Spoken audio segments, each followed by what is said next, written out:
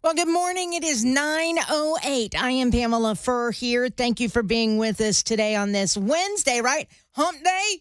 Hump day. Hump day. Anyway, it is the first day of summer also, which is the day that, Natural Redhead wears a perpetual umbrella wherever she goes during the summer because, at any moment, I can break out in sun poisoning, Yeah, you got to be careful. I have to be careful. At any rate, it is very, very warm, I guess, later on today. Possibility of some thunderstorms and the like. So stay weather aware. We're getting into the summer weather, the typical stuff. So, again, keep weather aware and stay with Super Talk 99.7 WTN. Right now, John Durham is testifying before the House Oversight Committee. This House Intelligence Committee. They heard from him yesterday. He is now before the more politicized House Judiciary Committee. I'm going to get all these committees right. So it's the House Judiciary today. Yesterday, it was the House Intelligence Committee. And they are looking at John Durham's report, focusing on potential changes to the Foreign Intelligence Surveillance Act, because that's what was abused when they launched an investigation into Donald Trump before he even became president of the United States. There is a statement from House Intelligence Chair Mike Turner, who is a Republican, who heard from John Durham behind those closed doors yesterday. He said it was interesting to hear from Mr. Durham that he has concerns, that there are reforms that need to go in place, and there are still issues that need to be addressed. And he was very forthcoming in sharing with us. And he said, I think that we were able to get some information that would be very helpful for us and the work that we have to do on both the FISA renewal, FISA reforms, and also reform issues with the FBI. Now, today, I've been listening so far to the testimony from John Durham. I'm impressed with John Durham, but of course, now you have Democrats who are trying to rake John Durham over the coals for this actual report. Now, I haven't pulled the audio yet because it just happened, but Jerry Nadler asked some questions of John Durham, and I found it interesting because he kept bringing up MAGA Republicans. He kept bringing up MAGA Republicans who say they've bought into this Russian hoax. And he said, is it not true, Mr. Durham, that the Russians did engage in election interference and they were working to discredit Hillary Clinton, et cetera, et cetera, et cetera? Did your investigation not conclude or show that there was election interference? Well, John Durham said yes. But the way for me that Jerry Nadler made it sound like Republicans were buying into some Russian hoax and weren't believing that there was interference in our elections from the Russians, that's a lie. That the way he phrased that is a bold-faced lie. We are calling it a Russian hoax that the Democrats and Donald Trump's enemies wanted you to believe that it was Donald Trump in conjunction with, in collusion with the Russians to interfere in the presidential election. Not that the Russians weren't trying to interfere. That's a big difference there, Mr. Nadler. That's a huge, colossal difference. And he sat there in his House chair and actually made that statement. Now, I want to pull up the audio right now because Steve Cohen out of Memphis is now asking John Durham some questions. Let's pull that up, Matt, and see what's happening. And a rhino. Which of those is correct? Which isn't? In my experience, none of those are correct. So Mr. Trump isn't that good of an expert on character and judging people. In your opinion, he isn't, because he's none of those. He's not a gutless pig. But Trump says he is. Yeah.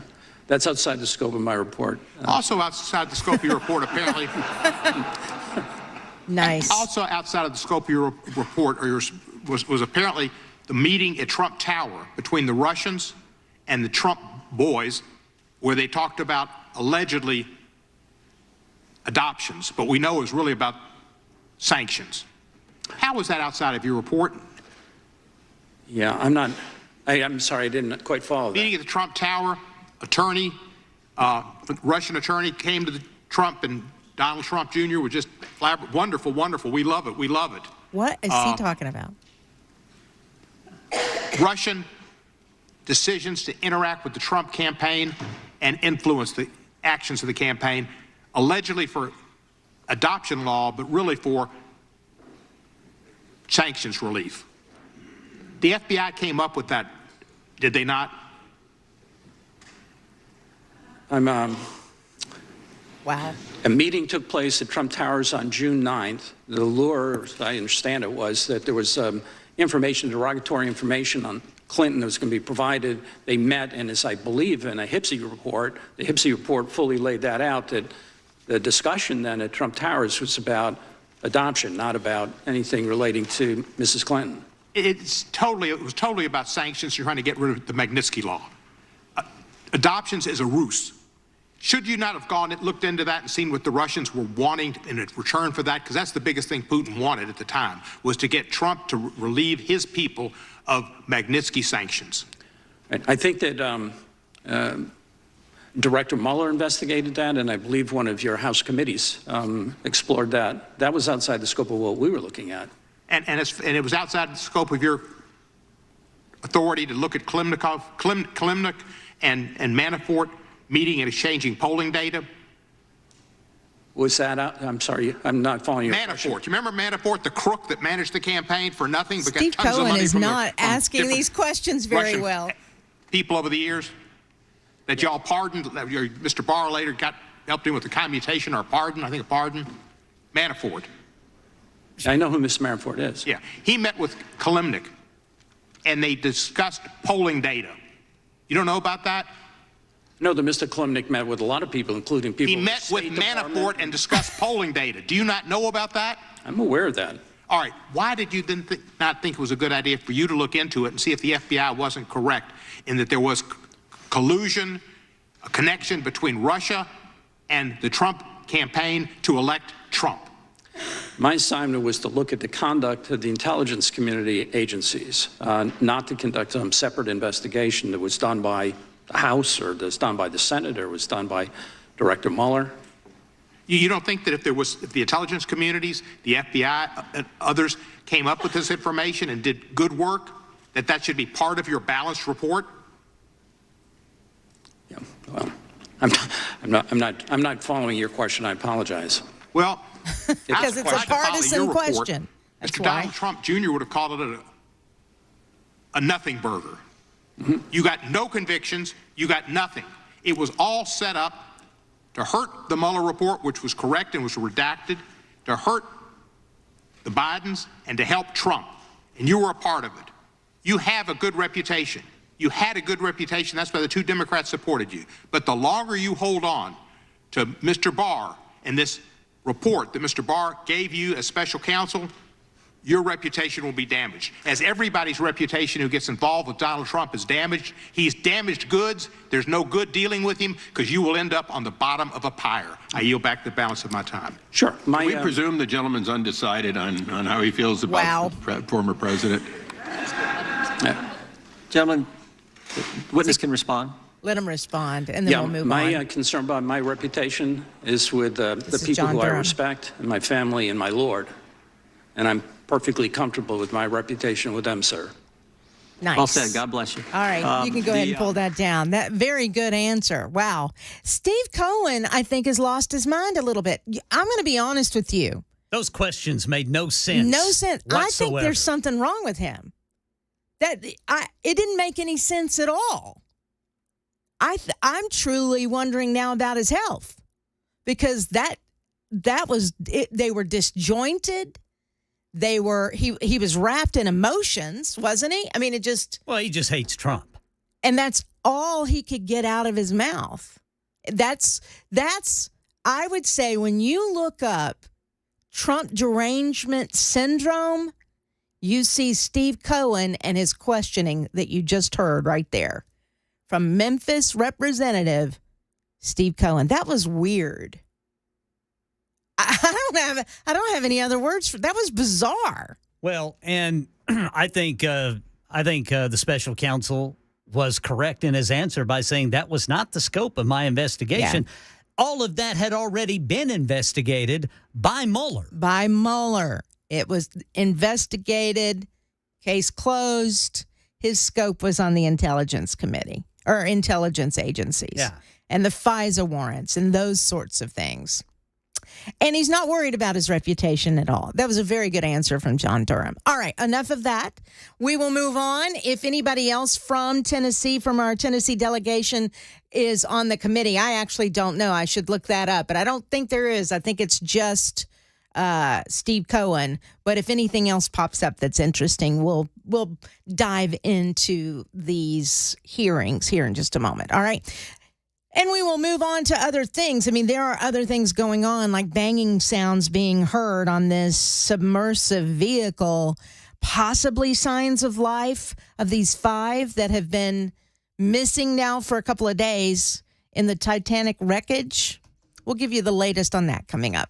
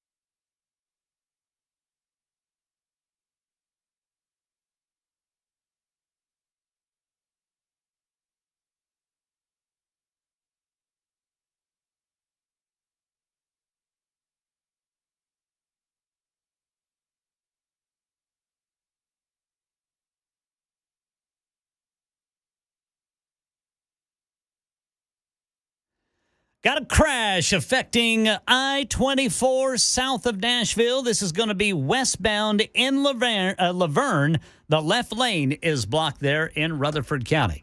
Special Counsel John Durham testifying about his report on the origins of the Russia investigation of former President Trump. We'll tell you some of what he just told the House Judiciary Committee coming up at 9:30 on Super Talk 99.7 WTN. Thank you very much, Ken Weaver, at 9:26. How you feeling, by the way? Glad to have you back. I'm good right? to be back. I'm getting there. Good. I just got to realize I'm not in my 20s anymore. I know. See, I'm the same way. I'm like, no, I'm 35. What are you talking about? Yeah, in my mind, it's still 1993. Right, exactly. But it's not anymore in reality. It's a lesson to all of those who are younger than 40 listening right now. Don't abuse your body. Don't abuse your body. Yeah, I'm not going to be wrestling in any convenience store parking lots for a while, I'll tell you that. All right. Thank you very much, Ken Weaver. Now, the first photo from the missing Titanic sub-search has emerged, and it's showing a rescue ship called Deep Energy. I think that's what they're calling it. It's the latest hope in the ongoing hunt for the vessel in the mid-Atlantic, in the middle of the Atlantic Ocean, guys.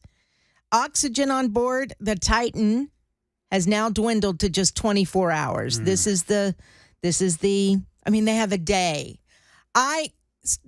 Is this weird of me? There's a part of me, now, because it's unlikely. They're saying it is unlikely they're going to be able to get to this, to find it in time. They don't even know where it is, right? Yeah. They're still searching for it, so they don't even know where it is. I hope, because I can't imagine sitting in this vessel for several days knowing you're not going to make it. I'm telling you, man. You know what I mean? I would rather somebody give me a pill and let me just fall asleep. You know what I mean? Or let the oxygen just go and let me just go. You fall asleep and it's over. But to sit there day after day and think, I'm not going to make it, I'm not going to make it. Of course, then again, if you're breathing, there's always hope. But boy, the hope sure is dwindling. This is just such a sad story. As you know, the sub lost communications with its operator, Ocean Gate Expeditions, less than 2 hours into its dive to the famous shipwreck on Sunday. 5 people on board. Excuse me, I'm choked up. A glimmer of hope lit up the bleak search yesterday when the Coast Guard announced that they were hearing banging sounds that had been detected underwater.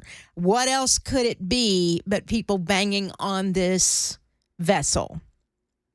Now, it is unclear if the banging came from the submersible, but it has now become the focus of the mission. I don't know what else it would be, but then again, I don't know much about what lives in the ocean. Some experts say the fact that sounds were even detected could suggest that the sub is closer to the surface than initially feared.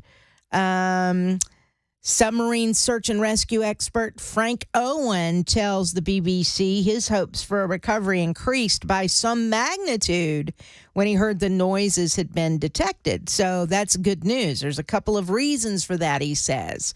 First, on board this craft is a retired French Navy diver, so he would know the protocol for trying to alert searching forces. Okay, that's good. I didn't know that. On the hour and on the half hour, you bang like hell for 3 minutes. I didn't know that was protocol. That's interesting. Below about 180 meters, the water temperature drops very rapidly, so that creates a layer that the sonar signal bounces off of. Now, as an audio person, that makes sense because audio bounces, right? Waves, sound waves bounce. So that makes sense. But if you're in the same depth water, it tends to go quiet or tends to go straight. So it doesn't bounce. It goes directional, I guess would be the way to say that. That's fascinating to me.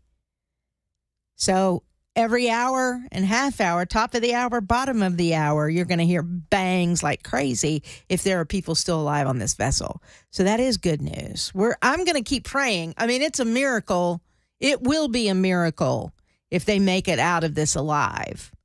It will be the story. It's going to be a huge story. And then lawsuits. But Yeah. I say that they signed a waiver. Yeah, they did. But I would Ocean Gates Expeditions at this point, I think business is over. Yeah. This will be the last mission. Well, and the CEO of Ocean Gate on the boat is crazy. Yeah, he has said some interesting things, hasn't he, Brother Mac? Outlandish little things. All right. Well, we'll continue to follow this story, and I'm saying prayers for these 5 people that are on board, and I'm hoping that a miracle will occur. What is it they say? Hope when there is no hope. That's what we're all doing right now. All right, 9:31 on Super Talk 99.7 WTN.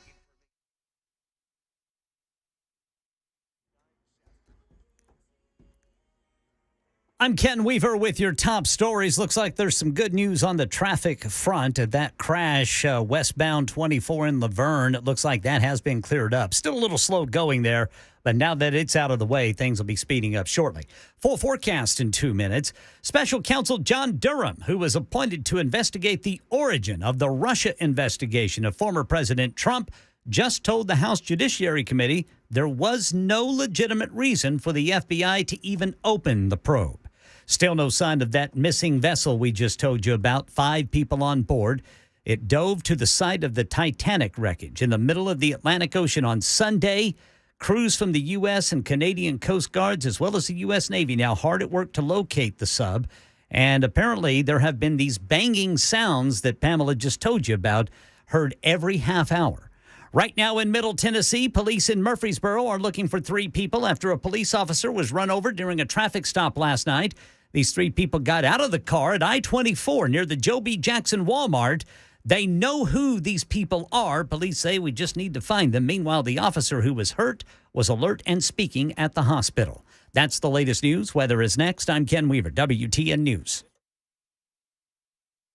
Hey folks, I'm Paul Winkler. One of the biggest decisions people have to make in retirement is how to take Social Security. You'll get all kinds of workshops about that, and you'll see all kinds of things about that particular topic. Because Social Security, for some people, it might be a third or even more of their income in retirement. So you want to get this decision right. Well, how do you make the decision? Well, one of the things we look at, there are programs we use. This is one of the simpler programs that we use right here. And I want to just show you how it works and how it actually unravels some of the misconceptions we have about Social Security. So we have 2 people here, they're age 60, and they're looking at filing for Social Security. One person has a retirement benefit of $2,500. That is their main benefit from Social Security at their full retirement age. The other one has a $500 benefit. And what we can do here, which is kind of cool, is look at this and say, okay, well, what if we have this person has that life expectancy and that person has that life expectancy there? And then what we do is we assume a certain cost of living increase in Social Security. What would be the optimal for taking the benefit where they get the most benefit or the most bang from their buck? And where we see the star, that shows that we would have the best benefit. Now, this is one person filing at age 67, the other person at age 70. Well, a lot of people think, well, I retire, I have to take Social Security at the same time that I retire, and that's not necessarily the case. As you can see here, one may take it at one age and one may take it at another, even though they're the same age right now. Now, the other thing we can do is say, well, what if I took it early? What if I took it at this particular age right here, where one person's 65 and the other one's 65? You can actually see how much it could cost in benefits. When we do this, we can see how much it might cost us and how much it might affect us negatively to do that. Now, the other thing we can do is we can play around the life expectancies, and we say, well, if this person lives to that age, now the cost is $187,000 in this particular example, taking it at that age right there. So you can see, based on your own life expectancy, and typically people will say, well, what did my parents live to, and come up with that type of data. So this is just part of the financial planning process that we use at Paul Winkler Inc. If you want to know more about what we do, you can get a free 15-minute phone call at our website, paulwinkler.com. We do financial planning, full financial planning. We do investing, education, and investing. We actually help people through those decisions, helping them set up their 401ks and those types of decisions, as well as risk management. But we don't get paid on commission. That's what makes us so different from other firms out there that do what we do. So if you want to find out more, go to paulwinkler.com.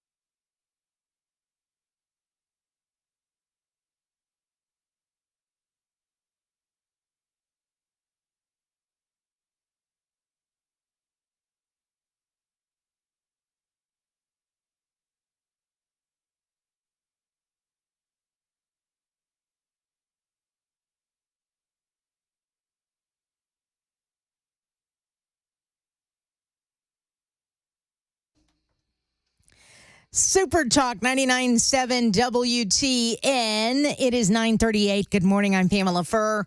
I am watching this John Durham testimony before a House committee. Adam Schiff is now asking him questions. Okay, let's just pop in for just a second because I just, he just makes me so mad. I don't know all those facts to be true. Well, your Adam Schiff. report, Mr. Durham, doesn't dispute anything Mueller found, did it? No, our object, our aim was not to dispute Director Mueller. I have the greatest regard, highest regard for Director Mueller. He's a patriot. The only distinguishment between his investigation and yours is he refused to bring charges where he couldn't prove guilt beyond a reasonable doubt, and you did. I yield back. Gentleman yields back. Okay, that's enough. He was asking questions that John Durham said, that's beyond my scope. That's not. He was asking about Paul Manafort. He was asking about Paul Manafort, the former campaign director of Donald Trump. He was asking about Donald Trump Jr. and that meeting at Trump Tower, supposedly with Russian intelligence officers who may or may not have had dirt on Hillary Clinton. And he asked, should that meeting have taken place? And John Durham's going, you're asking me questions out of my scope here. it wasn't even part of his investigation. So that kind of questioning is going to continue from the Democrats today. So I just wanted to make sure that you're aware that we are on top of it, and we'll continue to bring you information from this hearing today with John Durham. I have so many questions about this story that was released by Fox 17. It is a local story. I don't know if you've heard about it, but apparently the Metro Nashville Police Department, they've arrested a man who was found sleeping in between a couple's 2 children at their Airbnb on Saturday. So I want to make sure I've got this right. There was a man and a woman who was out and about in Nashville Saturday.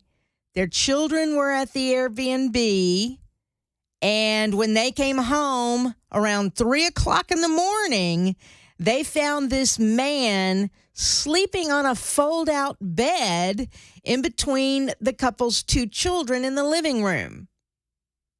How does that happen, for crying out loud? I have so many questions. The mother says she shook this guy's leg to wake him up. He jumped up from the bed, charged at her, causing her to fear possible injury. Yeah, no S word. This guy then fled, but officers found him then on the first floor of the apartment where he was arrested. He's facing charges of aggravated burglary and assault from the incident. I have so many questions. Now, that's all the story that Fox 17 has. I have so many questions. First of all, how old were these kids? And were these parents partying maybe on Broadway? I mean, I don't know any of that, but these are the questions I have. You know, because if you're leaving a 16 or a 17-year-old at the apartment while you're out doing your thing, that's one thing. If you have left your 4 or 5-year-old at the apartment, that's another thing. Now, we don't know. I mean, I just have so many questions. Was there a grandma or grandpa there, or an aunt and uncle? Was there an adult left in this apartment? How did this man get in the apartment? Did they open the door, let him in?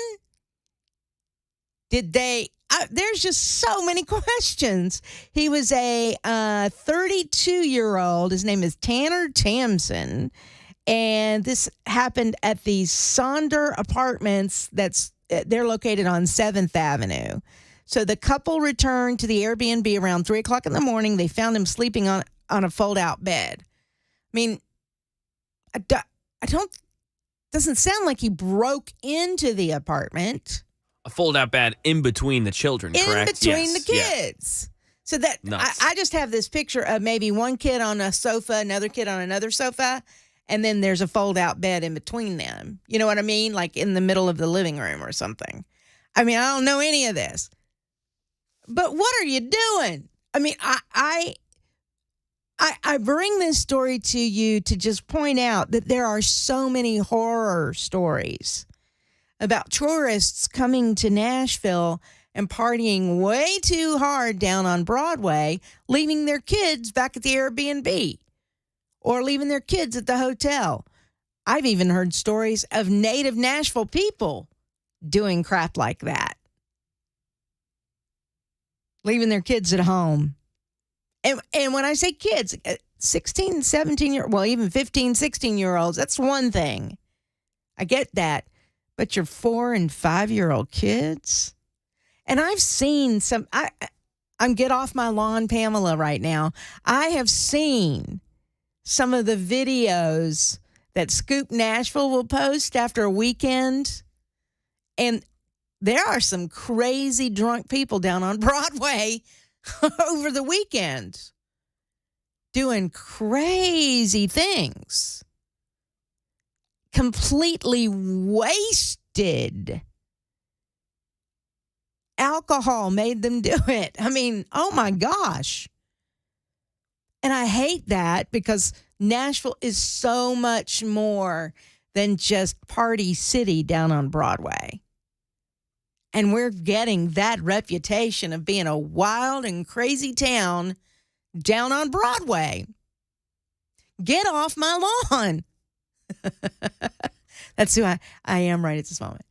So, what in the world? I think we ought to try to do something to I don't know, take our reputation away from the party city and back to the music city, or back to where, Titans Central or Hockey Town, Smashville, or whatever, that it's a great place to bring your kids. I've seen wonderful videos of families going to the Opryland Hotel and that whole water park that's indoors over there. There's wonderful things you can do with your kids here. You don't have to leave them at your Airbnb while you're partying down on Broadway, for crying out loud. But I just find that story interesting. And this could have taken a really bizarre turn if this guy was actually there for nefarious reasons.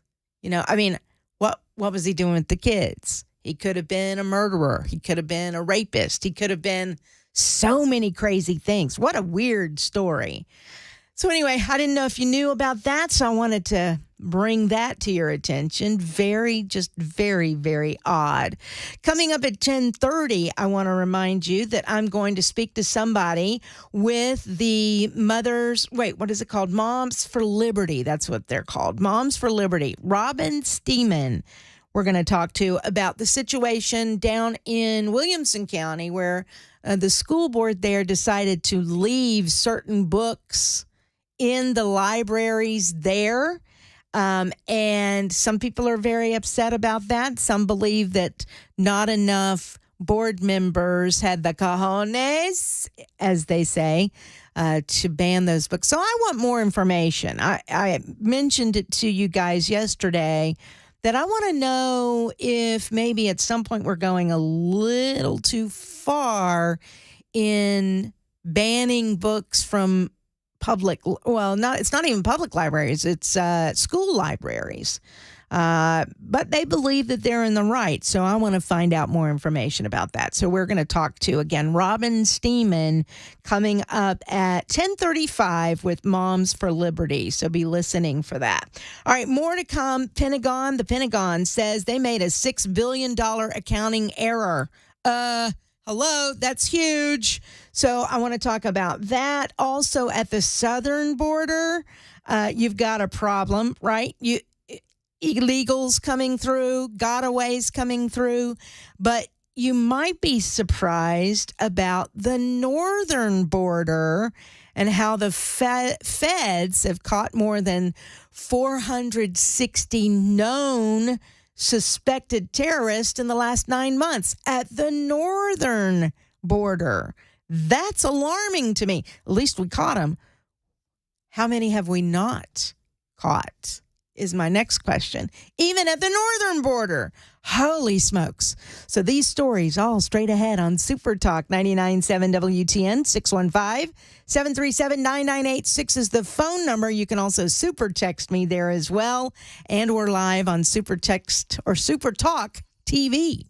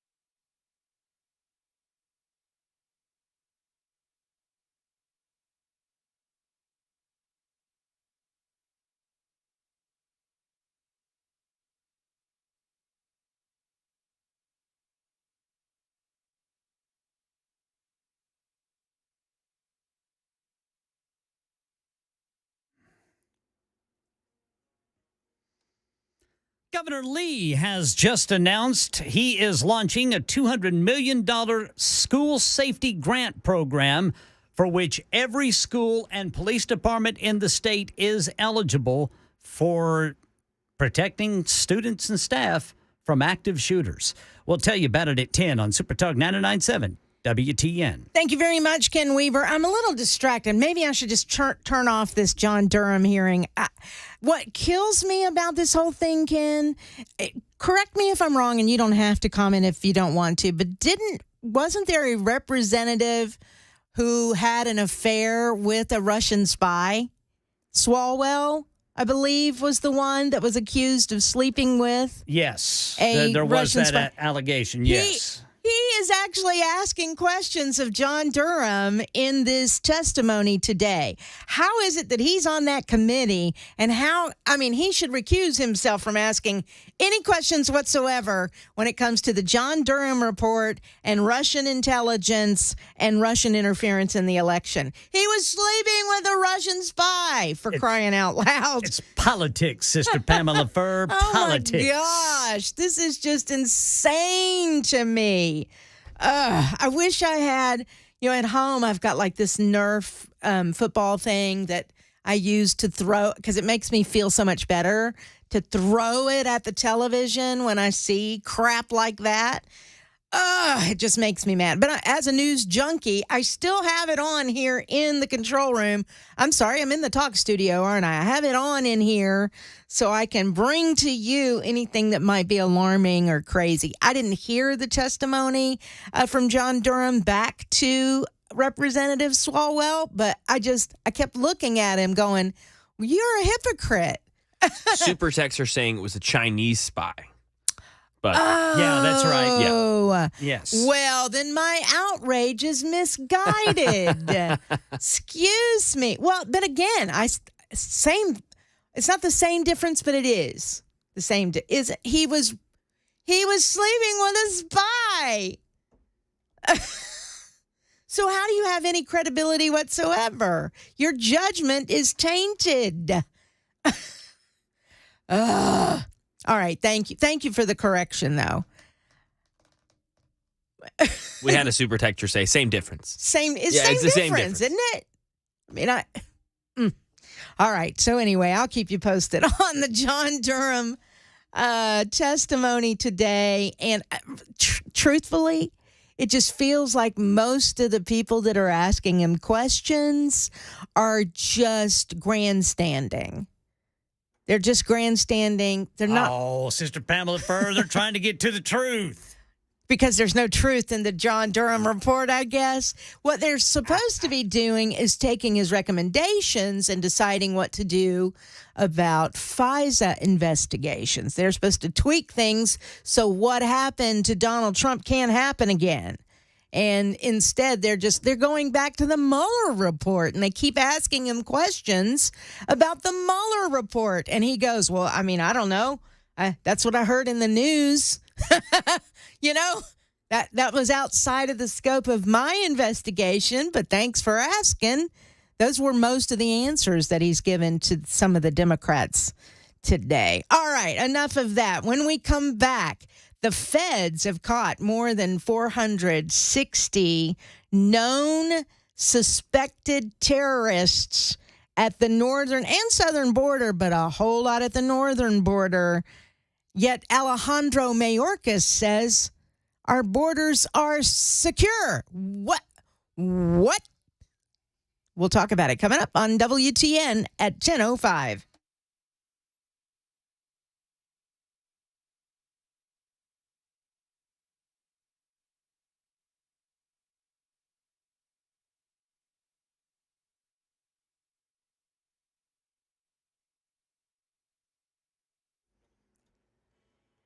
10 o'clock on the dot. I'm Ken Weaver with your top stories. The first day of summer has arrived. It'll be the longest day as far as sunlight is concerned. And after today, it gets shorter and shorter. So enjoy it while you can. Meanwhile, we'll tell you what the first day of summer is going to hold for Middle Tennessee as far as temperatures are concerned. Full forecast in 2 minutes.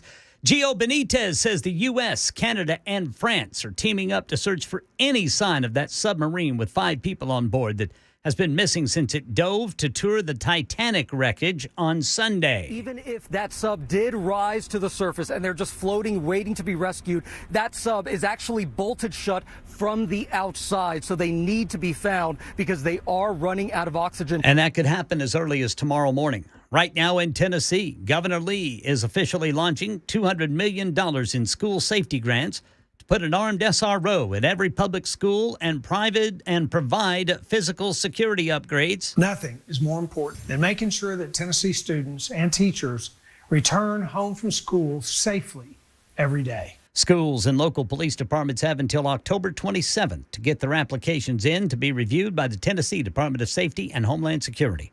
And right now in Texas, Jim Ryan says a man is charged with killing his wife and 11-year-old daughter, then keeping the bodies in his garage for months. After initially blaming his 10-year-old son for the murders, Robert Moriarty would later confess. The motive for the deaths of the woman and her daughter is unclear, but the common factor in these things is often methamphetamine and mental health. Lane Aiken is the sheriff in Wise County, northwest of Fort Worth. I would lean on that right now as being a factor. Moriarty is charged with capital murder and tampering with evidence. His 2 surviving children are in the care of child welfare workers. Yeah, they were living in the home with the suspect and the corpses. That's the latest news. Weather is next. I'm Ken Weaver, WTN News.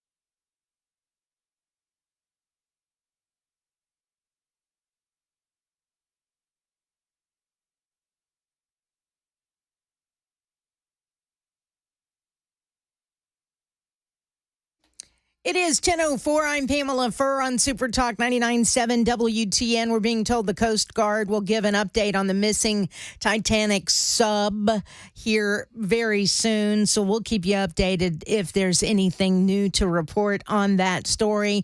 John Durham is testifying before a House committee right now about his report that he released.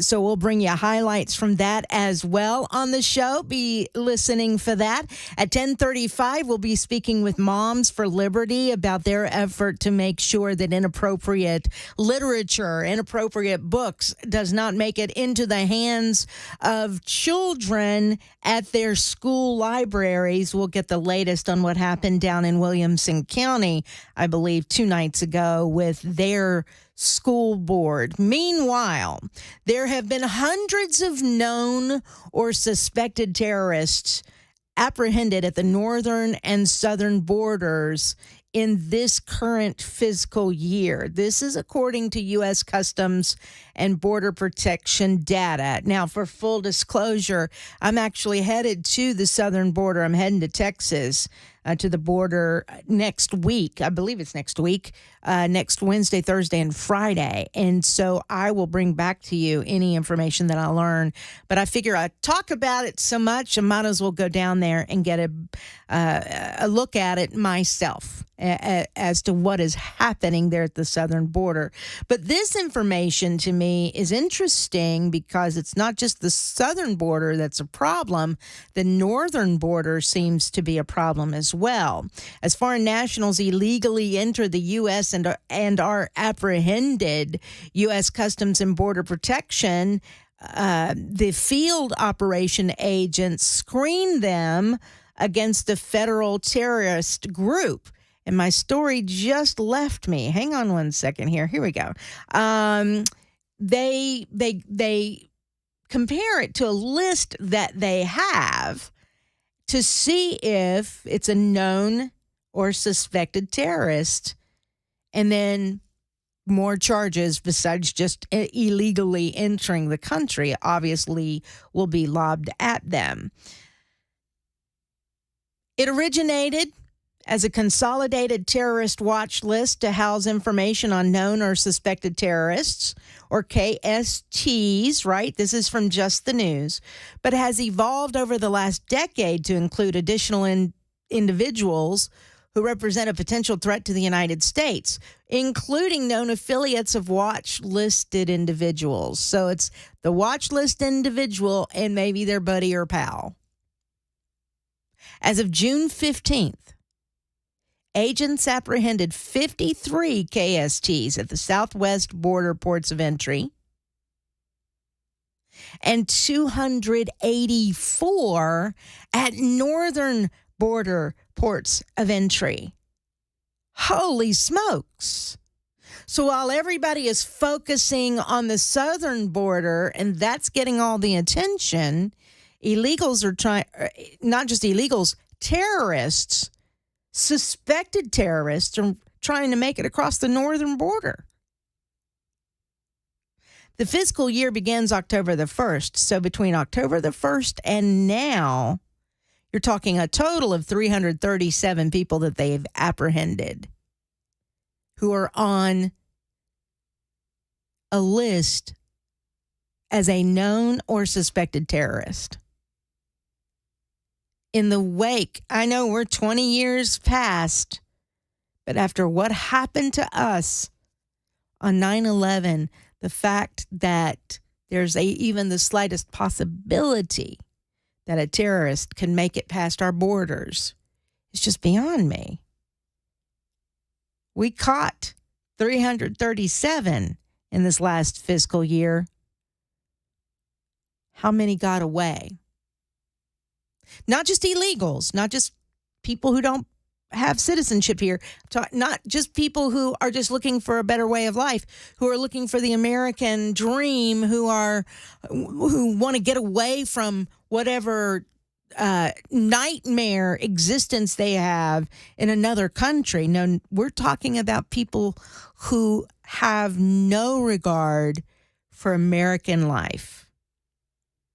We're talking about people who actually are considered enemies of the American way, who could possibly be here either waiting for the call to do something or someone that could get on a bus and start shooting people, get on a plane, kidnap people at a bank. I mean, whatever, interrupt whatever daily life you have. There's so many scenarios that could happen, and all it takes is just one. Just one. By the way, it's a 30% increase in 1 month, by the way, of capturing known or suspected terrorists, KSTs. Department of Homeland Security Secretary Alejandro Mayorkas maintains that the border is closed and secure. At this point, you can't even say that he's naive. It's a bold-faced lie. Because his Border Patrol agents, if just the news has this information, certainly Alejandro Mayorkas has this information. For crying out loud. He's refused to resign despite growing calls for him to do so. Multiple attorneys general and members of Congress have called for his impeachment. Mark Green, by the way, on a committee that is demanding it. They are investigating so that they can bring forth impeachment papers against Alejandro Mayorkas. Last month, former acting director of Immigration and Customs Enforcement under the Trump administration, Tom Homan, I love him. He warned what's happening is the greatest national security threat since 9/11. Border Patrol has arrested people from 171 countries. Many of these countries are sponsors of terrorism. I've been going down this rabbit hole. That's why I was very interested in hearing Dan Mandis's interview with Newt Gingrich earlier this morning. He's written a book. If you didn't hear that interview, go back and listen to it later if you get the opportunity. I think it's posted on a podcast page, and you can go back and watch the Super Talk TV and hear the interview. But I've been going down this rabbit hole of the 90s, and I've been watching documentaries about the 90s and politics in the 90s. And Bill Clinton and Hillary Clinton. And yes, the government shut down, and Janet Reno, and even discussions about Osama bin Laden long before 9/11 happened. I've been going down that rabbit hole and just trying to relive and remember our past because I don't want to repeat it. Don't want to repeat it. And it is interesting to me, some of the calls back then to get bin Laden before he destroys this country. Got to get him. Got to get him. And some of those cries were ignored. We know the history. We've been told the history. There was an opportunity for us to get him before 9/11, and for whatever reason, Janet Reno and the Clinton administration did not. It's an interesting rabbit hole to go down and rewatch all. Again, I'm a news junkie and a weirdo, so I guess I'm a news nerd. Maybe that would be a good way to put it, but it's been fascinating to me. And yet here we are, after the colossal terrorist attack, the destruction that occurred in New York City and to the Pentagon, and the plane that went down in Pennsylvania, and all of those lives lost, not to mention the military strike and all those men and women in uniform that lost their lives after that. And here we are back in 2023 looking at an unsecure border where we do have problems with illegals in this country that are wreaking havoc, murderers, rapists, and whatnot. But even greater to me is the potential for grander destruction because a known or suspected terrorist gets through. not just at the southern border, but at the northern border. Does that alarm anybody? I wasn't even thinking about the northern border. We're not even hearing about the northern border. At least I haven't until today, till I saw this story. And I was scrolling through and I thought, wait, what did I just see? These arrests are happening at the northern border as well? That tells me that we are not sending the right resources.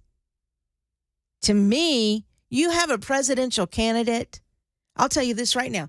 A presidential candidate right now, if he says day one, we're closing the border and declaring a national emergency until we can get this straightened out. You show me that candidate, I've got my vote for him or her. Actually, this is popping into my head. I think Ron DeSantis told Matt Murphy that is what he would do. I don't know that I heard the close the border part, but I did hear him say he would declare a national emergency. That's important. It is a national crisis at this point. Homan goes on to say, if you don't think a single one of the 1.7 million that enter this country is coming from a country that sponsors terrorism, then you're ignoring the data. That's what makes this a huge national security issue. Many have focused on the southern border. A congressional northern border security caucus was formed back in March. Didn't know that. Did you? I didn't know that. To call for additional security along the northern border. It's mainly left unmanned when comparing the amount of personnel to square mileage. The U.S. northern border is the longest international border in the world, spanning 5,525 miles.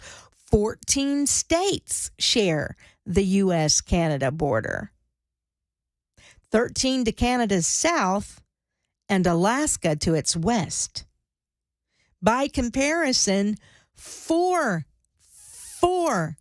states share 1,900 miles, I'm rounding, of the U.S.-Mexico border, with Texas sharing most of it.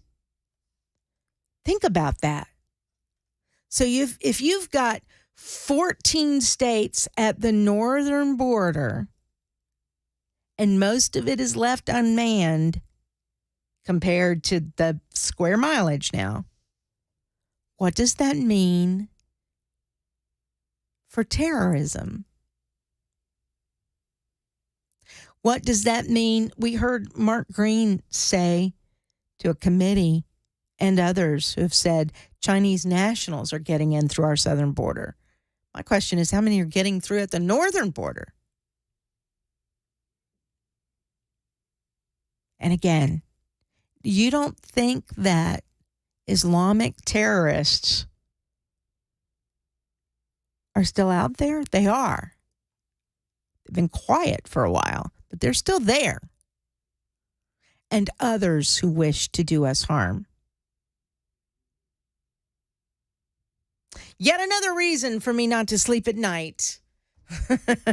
We got to do something about this, though. I mean, I'm laughing in a very nervous way, quite frankly. This needs to be the priority. This needs to be the focus.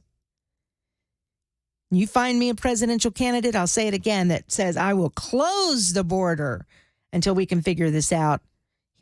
They've got my vote. It is 10:19. I'm Pamela Furr on Super Talk 99.7 WTN.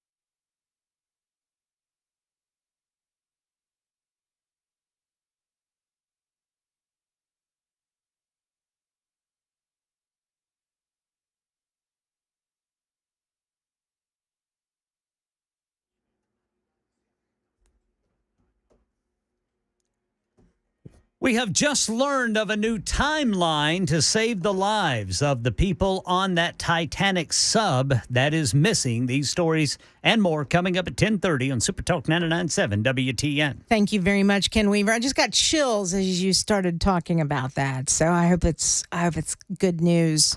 Could be. I'll tell you about it at 10:30. That'll work. Thank you, Ken Weaver. I appreciate it. Don't forget at 10:35, we're going to talk to Moms for Liberty. Moms for Liberty, Wilson County. That is coming up at 10:35 to talk about books and getting rid of inappropriate books in high school libraries or school libraries, all school libraries. So anyway, that's straight ahead. So stick around for that. We've been talking about the border problem, and I mentioned that if you have a presidential candidate that says he will close the border on day one till we can figure all this out, they've got my vote.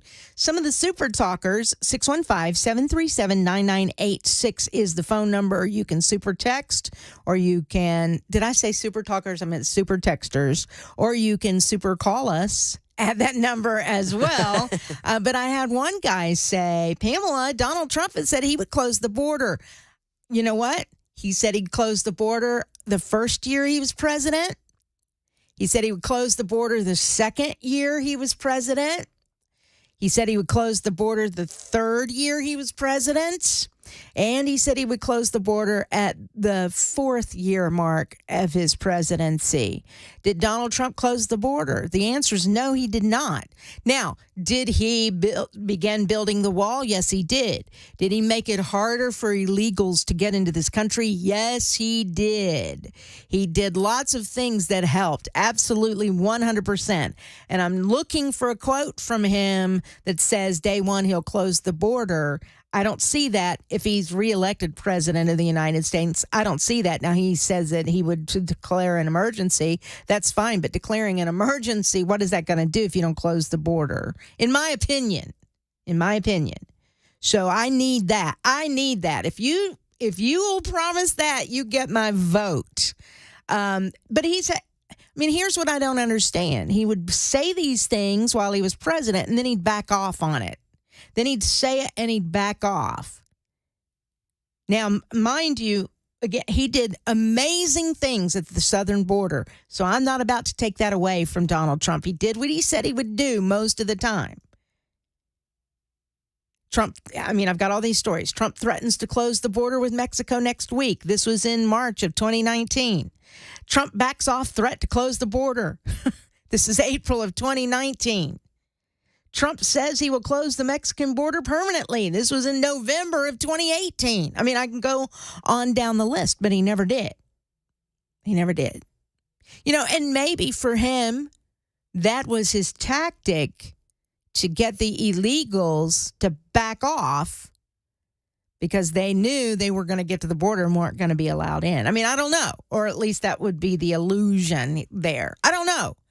But for me, with this story from Just the News, I'll put it up on my socials later on this morning.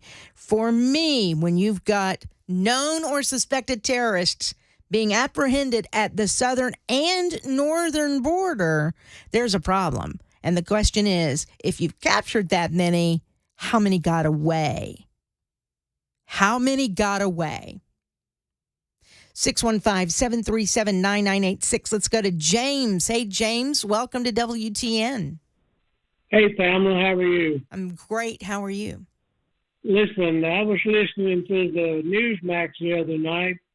What bothers me is they said there was at least 40,000 military-age Chinese people cross the border. And that bothers me. Mm-hmm. Absolutely. Yeah, I mentioned that earlier. Mark Green has said that Chinese nationals are getting across. They could be forming an army right here in our own country, and we never know it. It's all scary, James. It's all scary. Yeah. Do you think we should close the border altogether? Absolutely. Southern and northern, until further notice. When I was a kid and we had problems at the house, my dad would close the house up and, he wouldn't let visitors in. we'd solve our problem, then we'd open back up for business, Mm-hmm. Thank you, James, for your phone call. I appreciate that today. 615-737-9986 is the phone number. This one from 9720. Trump's policies were great for America. His personality was the reason he lost in 2020 and the GOP lost the Senate. I worked in the Obama and Trump administrations. Off camera, Trump is great. However, if he is the nominee, Democrats will win again down ballot. Tim Scott said he would finish the wall. That's good. This is from Super Texter 5211. That's a good thing. Let's see. And then from 7442, you've got to be kidding. Trump was fought all the way about closing the border. Yeah, but you know what? He had the ability to do it. He could still close it, and he didn't. He could have, I think I'm right on this. He could have issued an executive order to close the border till further notice. Could he not? Was that outside of his powers? He can declare an emergency, fix it, and then reopen the borders slowly until it's fixed. Could he not? 615-737-9986 is the phone number. It is time for news. And then at 10:35, Moms for Liberty. Let's talk about books in schools that may be inappropriate for our youngsters. It's straight ahead on Super Talk 99.7 WTN.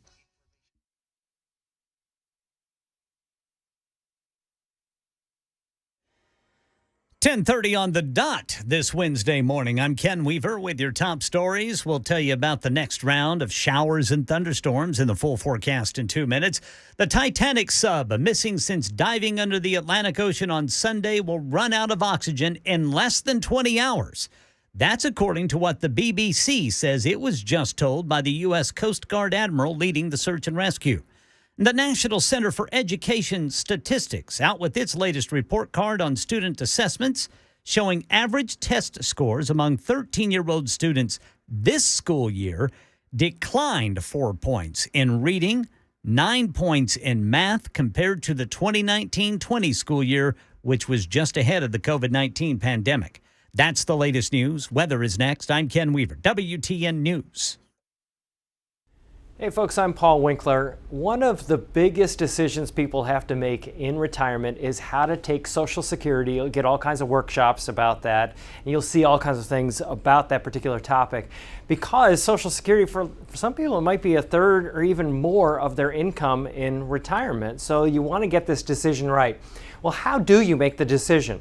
Well, one of the things we look at, there are programs we use. This is one of the simpler programs that we use right here. And I want to just show you how it works and how it actually unravels some of the misconceptions we have about Social Security. So we have two people here, they're age 60, and they're looking at filing for Social Security. One person has a retirement benefit of $2,500. That is their main benefit from Social Security at their full retirement age. The other one has a $500 benefit.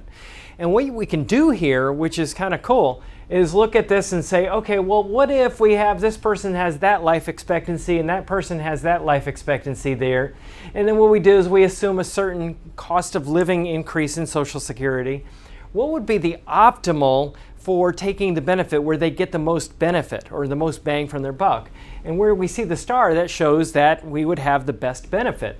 Now, this is one person filing at age 67, the other person at age 70. Well, a lot of people think, well, I retire, I have to take Social Security at the same time that I retire, and that's not necessarily the case. As you can see here, one may take it at one age and one may take it at another, even though they're the same age right now.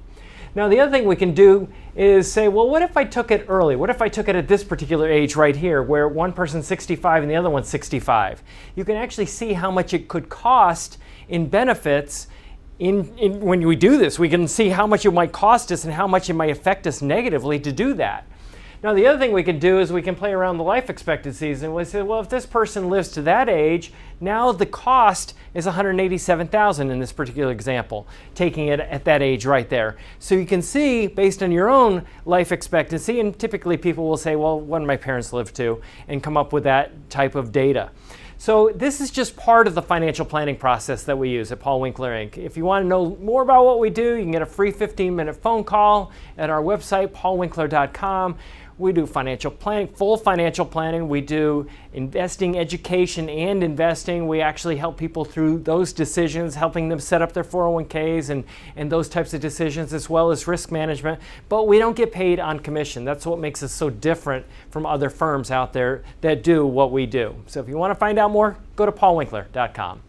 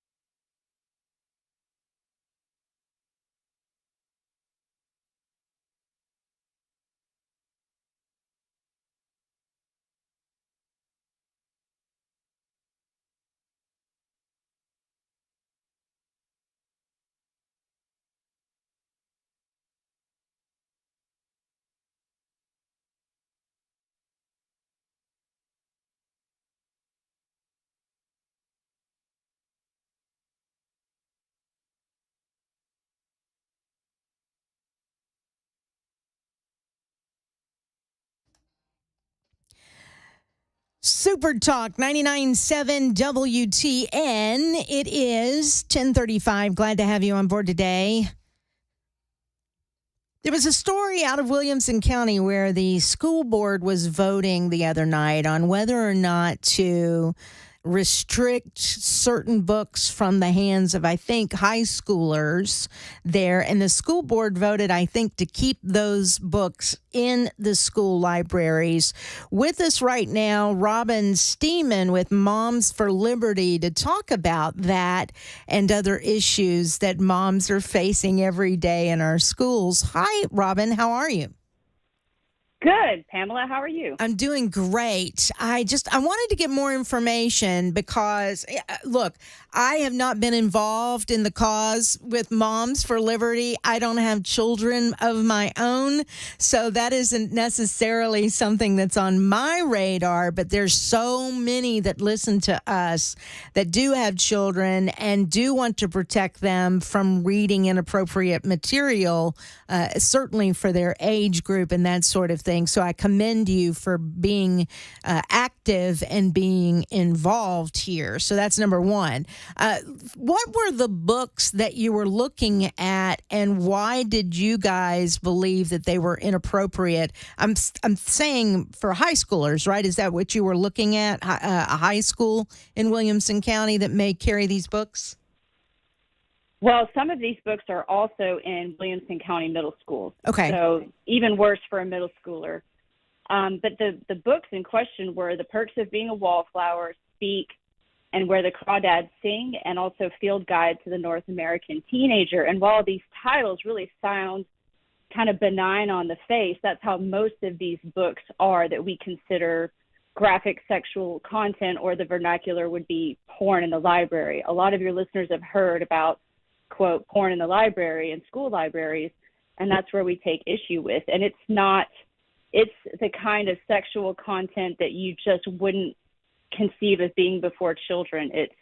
It's not your standard sexual affair, it's very dark and atypical in nature. It's a lot of rape, incest, pedophilia, abuse, sodomy, gender indoctrination, how-to guides for fellatio and various sexual positions. It's extremely graphic. And that is what the parents take issue with. And that is the issue at the heart of the challenge of these 4 books. All right. So, where the crawdads sing, I've read some of the book. I haven't read it all. And for me, I don't know. If you're talking about high schoolers, I think they can handle it. I'm wondering if at some point we're going a little too far. Now, if you're talking graphic stuff like that for a 3rd grader, a 4th grader, a 5th grader, I'm 100% on board. But if you think your 16, 17, or 18-year-old hasn't seen graphic things like you just described, I think perhaps there's some heads in the sand. Is that, or are you more on the side of you don't want taxpayer dollars funding these kinds of books that your children would have access to? Let them find it on their own. That's the only part for me. I don't like censorship. And I know that the left have said banning books. And every time I hear that, I cringe a little bit because that does, reek, or at least puts a picture in your head of the Germans burning books.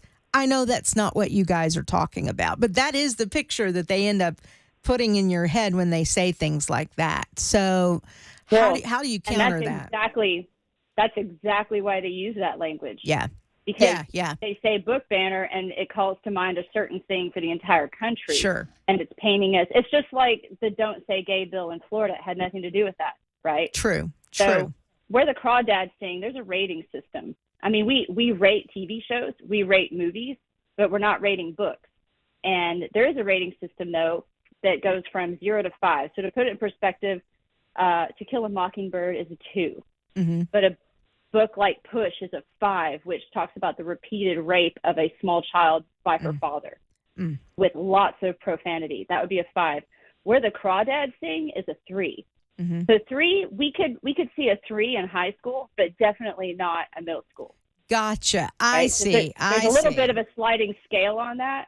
Now, is this your own rating system? I mean, have you guys maybe tried to push the state of Tennessee to adopt a rating system on books? I have no issue with that. If you're talking about adult type reading material, to put a rating system on it so that at least a parent knows if that kid walks in the door with that kind of book, they're going to know, wait a minute, why are you reading this? It's inappropriate for you because it's labeled that way.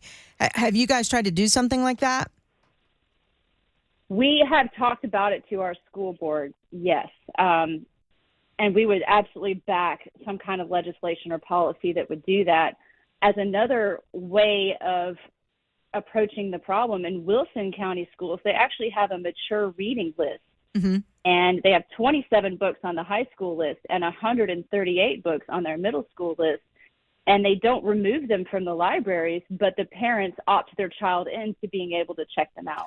Ah. Because unlike a public library where the parent is ideally with the child and sees what they're selecting and checking out, in a school library, the parent is not present, has no idea. Sure. So a mature reading list gives the parent some say over the content that they want their child to read.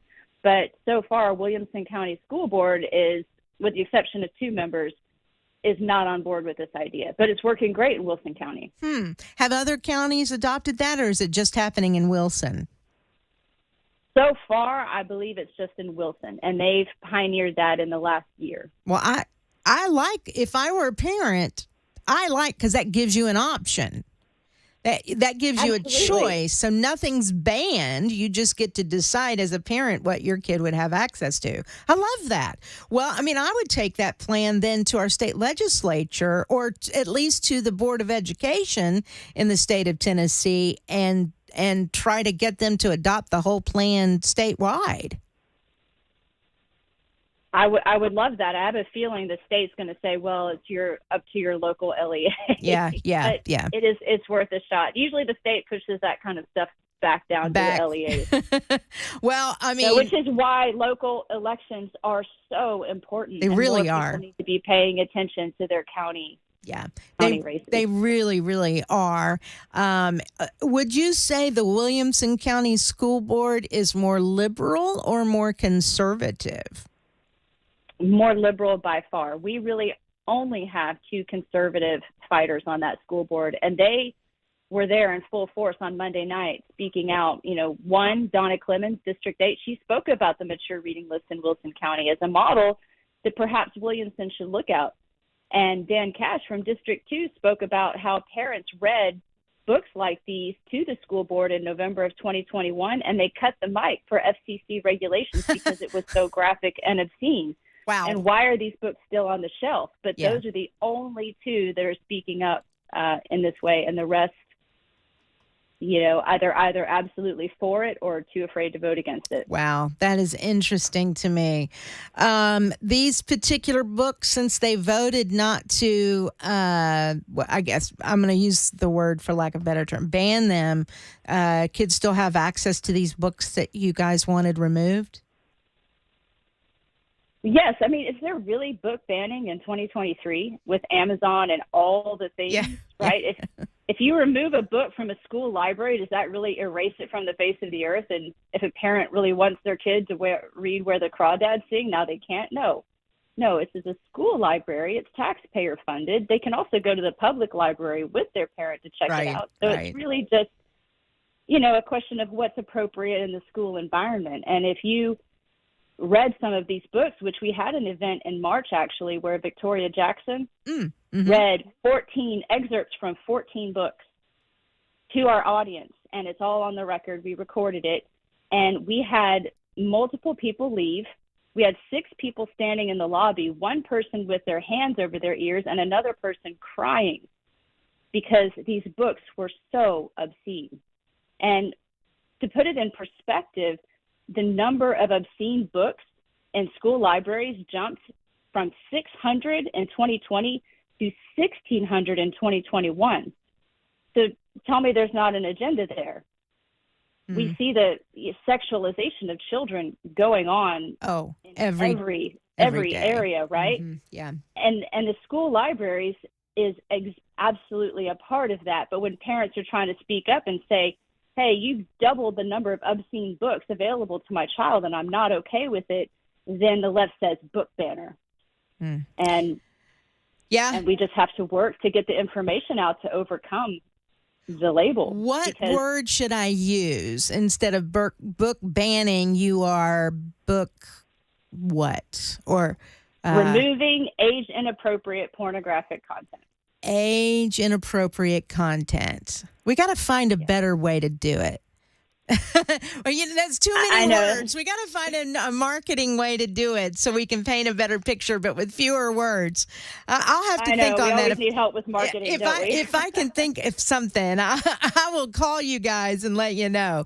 But it's true. The left with saying book banning, again, that is the picture that I do have in my head, and no one certainly wants to go to a bonfire where you have lots of books being burned. No one wants that picture, and that's not what you guys are doing. So it's good to hear an explanation that I haven't gotten yet, because again, since I don't have children, that's not in my everyday purview. So I find this very fascinating. What's next for you guys in Williamson County? What's your next step if the school board said, no, we're going to keep these books where they are? What do you do next? Well, unfortunately, the outcome of Monday night was entirely predictable, and we just need to change who's occupying those seats. So those that are more receptive to parents, especially conservative parents that don't, the majority of our school board just, turns a blind ear, a deaf ear to the concerns from our side. Which is insane because in Williamson County, you have mostly conservative parents. So they're not listening to their constituency. 100%. When we started this journey 2 years ago, I was so optimistic. I'm like, you know what? They're elected representatives. They're going to listen. They're going to care. But I learned the hard way after repeatedly coming up against this brick wall that they really don't. So citizens of Williamson County, you just have to get engaged and vote for the true conservatives in these elections because it matters. And there We've seen are it on the county commission, on the BOMA, and in the school board. there are Moms for Liberty groups in every county, aren't there? No, not every county. There's 7 in Tennessee, and we're always looking for more. Oh my goodness, Anybody only would 7. like to start a chapter. Wow. So Yeah. I would think I would think recruitment to start other chapters, and then as you said in Wilson County, they have a really good model that I actually want to investigate a little bit more and find out more about, because I think that should be adopted in every county. I think that's a great idea. Thank you so much for being with me, Robin. Do you guys have a website, the Williamson County Moms for Liberty, or is it just one big website for all? They can find us through the national website, which is momsforliberty.org, but we also have a specific chapter website that's just chock full of information, including a database page where Williamson County parents can search for the books in their school libraries. And that website is momsforliberty, WC for Williamson County.org. And 4, is it spelled out or is it the number 4? Spelled out. Excellent. All right. Momsforliberty, WC.org. Excellent. Thank you, Robin, for being with me today. I appreciate your time. Thank you. Have a good day. And keep me posted. Keep me posted on any other actions that you guys might be participating in. It is 1050, 615-737-9986, the phone number. You can super text me at that number as well. We're live on Super Talk TV. Hello, hello. On Twitch, Twitter, Facebook, YouTube TV, and, of course, on our website, 997WTN.com. More to come after this on Super Talk 99.7 WTN.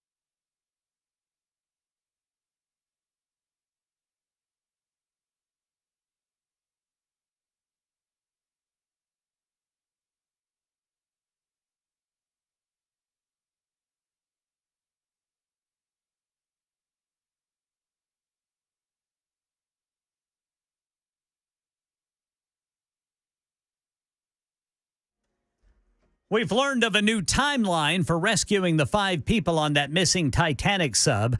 There's a new development in the effort to grow meat in labs instead of slaughtering animals. And the Fed chair's giving Congress an update on inflation. These stories and more at 11 on Super Talk 99.7 WTN. All right, that meat story just made me a little nauseous. I don't want to eat meat grown in a lab. I'd rather eat meat grown on a farm by a mama and a daddy. I just want Nashville hot spread all over it. I am not a hot chicken girl. No, it's just too much. Love it. Well, it depends on the level of heat. Yes, that's a good point. You don't want to burn off the taste. Right, exactly. If it's too hot that you can't even taste the darn thing, what's the point? I'm telling you, I had a level one time that made my left eyebrow twitch for 3 days. That's why you can't party like you used to, whatever your name is. If I tried to do that today, if I tried to have that today, oh my. Oh, you'd be in a world of hurt. Yes. You'd have to take the rest of the week off. Yes. There'd be no way you can make it to work. All right. Thank you very much, Ken Weaver. Your news coming up at 11 o'clock, 615-737-9986. By the way, at 11:05, what is it that Dan Mandis calls Steve Cohen? Chicken eating Cohen or something like that. Yes. Whatever. Chicken eating Cohen. We're going to play for you the audio from his questioning John Durham before a House committee today. It was so weird and so disjointed. I'm not so sure he wasn't having a mental breakdown there in front of everybody. So we're going to play that coming up at 11:05. Stick around for that. Meanwhile, Steve is on the line. Hey, Steve, welcome to WTN. Hey, Pamela, how are you? Fabulous. You got about 60 seconds. Okay, the Moms for Liberty, I listen to her. It just makes my blood boil. And I think that I don't know how these books get into school and who pays for them, whether we pay for them with our tax dollars or special interest groups donate the books. But it may be time to fight fire with fire. I mean, we know how the left hates guns. Well, maybe somebody needs to say, well, I'd like to, donate how to clean and maintain your semi-automatic handgun properly. So that, okay, I get the sentiment. Hold on one second. I get the sentiment, Steve, but how in the world is that going to, I don't know. I don't know how that's going to help. It's not. Come on, Steve. And the Bible's already in the school library. By God, it would not hurt because because the left would then see how the system is used just as much against them. And then maybe they would quit this craziness. All right. On that note, Steve, I gotta go. I've run out of time. I'm not being rude. I'm being told I got to cut it off. More to come on Super Talk 99.7 WTN.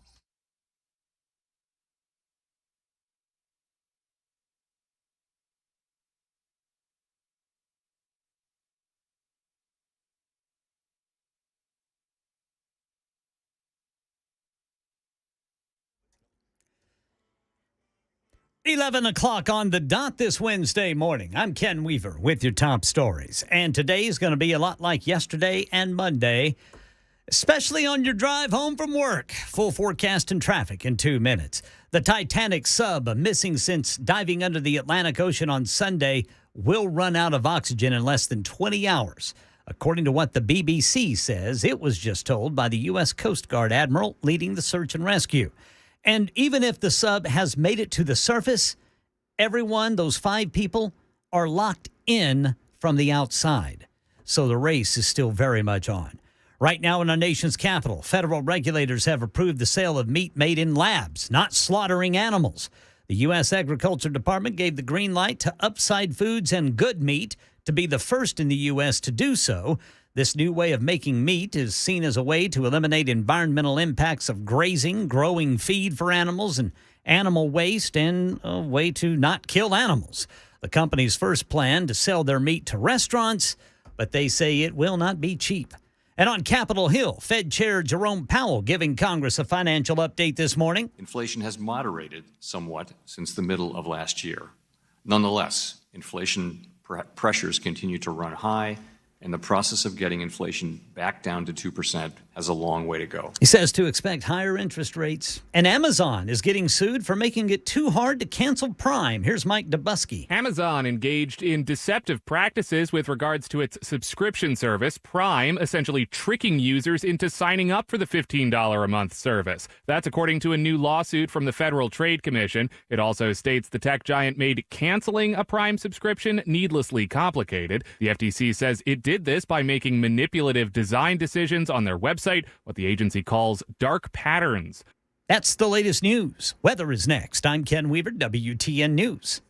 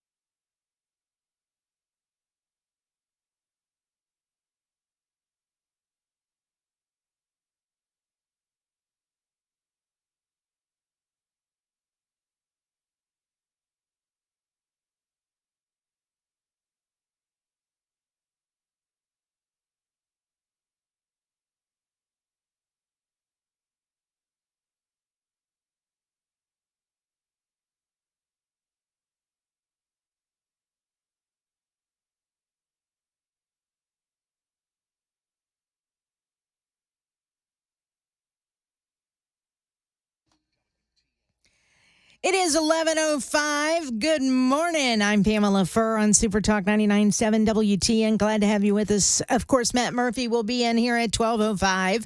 And then at 3:05, it is Brian Wilson for your drive home. It is, 77 degrees out there, partly sunny / which that also means, partly cloudy, right? It's just depends on how you look at it. Right? Or glass half full. Right, exactly. It's partly sunny day. Exactly. Oh, by the way, hello, Mac Maury. Hello. A moon hits your eye like a big pizza pie. That's Mac Maury. Hello. And then Ken Weaver is back, although I don't know that he's in the newsroom right now. He's here. But he is. He's there. Is he listening? I don't know if he's listening. He's hard at work. He is doing his job, but Yes. Ken Weaver is back. So that is great news.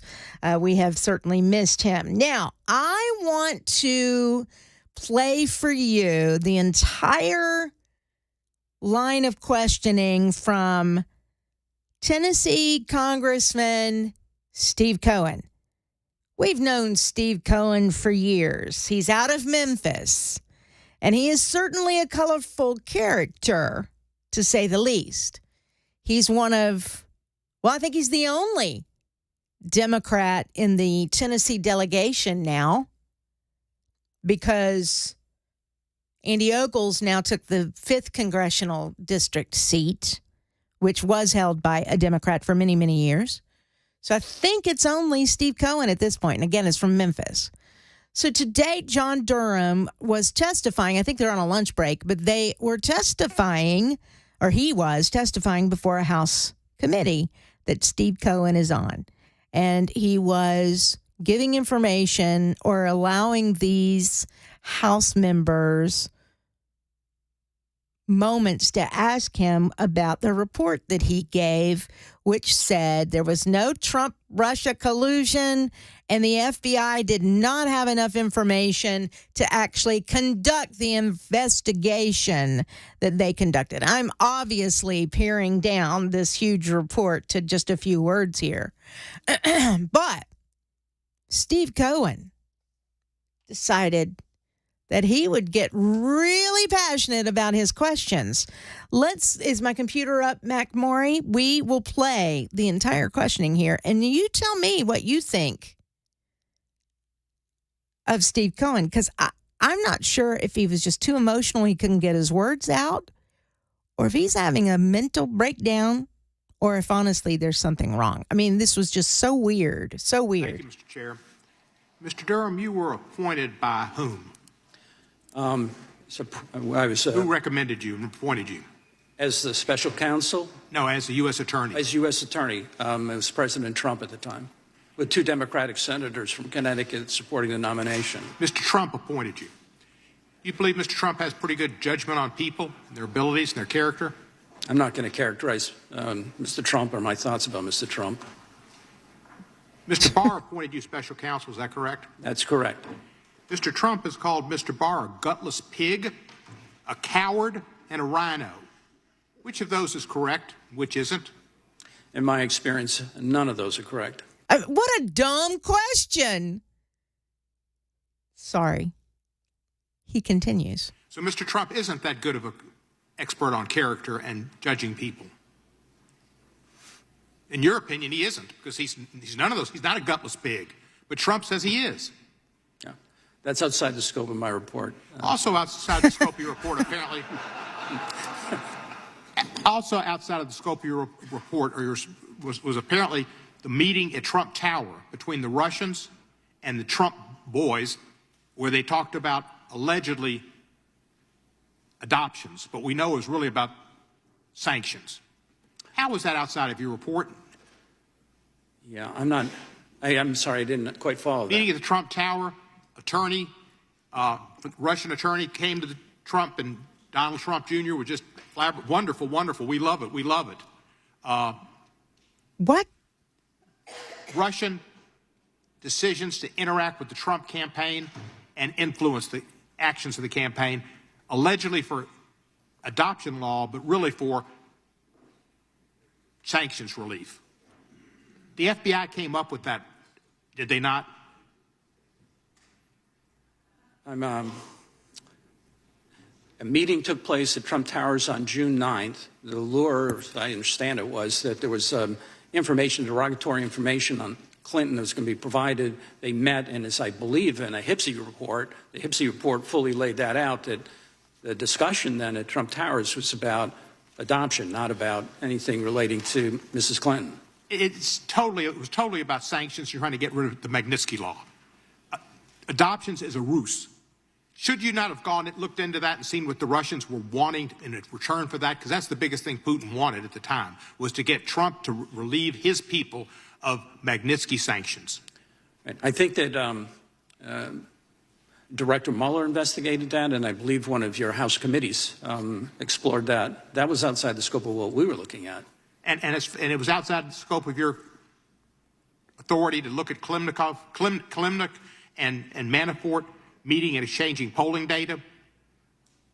I'm going to stop it here because I wish you could see the expression on John Durham's face.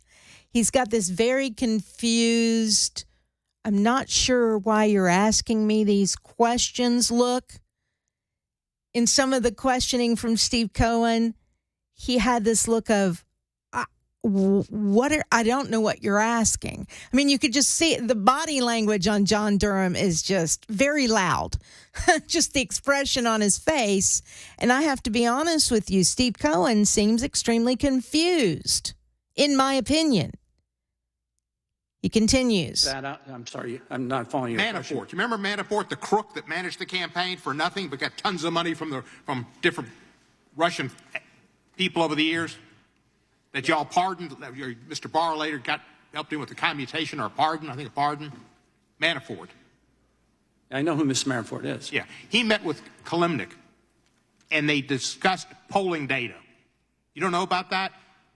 No, that Mr. Kalimnik met with a lot of people, including people. He in met the with State Manafort Department. and discussed polling data. Do you not know about that? I'm aware of that. All right. Why did you then not think it was a good idea for you to look into it and see if the FBI wasn't correct in that there was collusion, a connection between Russia and the Trump campaign to elect Trump? My assignment was to look at the conduct of the intelligence community agencies, not to conduct some separate investigation that was done by the House or that's done by the Senate or was done by Director Mueller. You don't think that if the intelligence communities, the FBI, others came up with this information and did good work, that should be part of your balanced report? I'm not following your question. I apologize. Well, I tried to follow your report. Mr. Donald Trump Jr. would have called it a nothing burger. Mm-hmm. You got no convictions. You got nothing. It was all set up to hurt the Mueller report, which was correct and was redacted, to hurt the Bidens and to help Trump. And you were a part of it. You have a good reputation. You had a good reputation. That's why the two Democrats supported you. But the longer you hold on to Mr. Barr and this report that Mr. Barr gave you as special counsel, your reputation will be damaged. As everybody's reputation who gets involved with Donald Trump is damaged, he's damaged goods. There's no good dealing with him because you will end up on the bottom of a pyre. I yield back the balance of my time. Wow. Can we presume the gentleman's undecided on how he feels about the former president? Gentlemen, witness can respond. Yeah, my concern about my reputation is with the people who I respect and my family and my Lord. And I'm perfectly comfortable with my reputation with them, sir. All right, that was John Durham's response to the weird questioning from chicken-eating Steve Cohen. I think that's what Dan Mandis calls him. What a bizarre line of questioning. He didn't seem to have all his faculties while he was asking the questions. None of the questions had really anything to do with John Durham's report. And as I said, just the look on John Durham's face was, I don't understand this line of questioning. I don't understand why you're asking me these questions. I don't even understand the questions that you're asking. They seemed disjointed. They just very bizarre, very weird. And then he makes the accusation of his reputation going down the crapper, more or less. So I love the response from John Durham, very confident in saying, I am fine with my reputation, and I only care about my family and my Lord and what they think of me. And right now I'm all right with that. I love that answer. The truth of the matter is, it seems to me this public display of questioning with John Durham is just a show.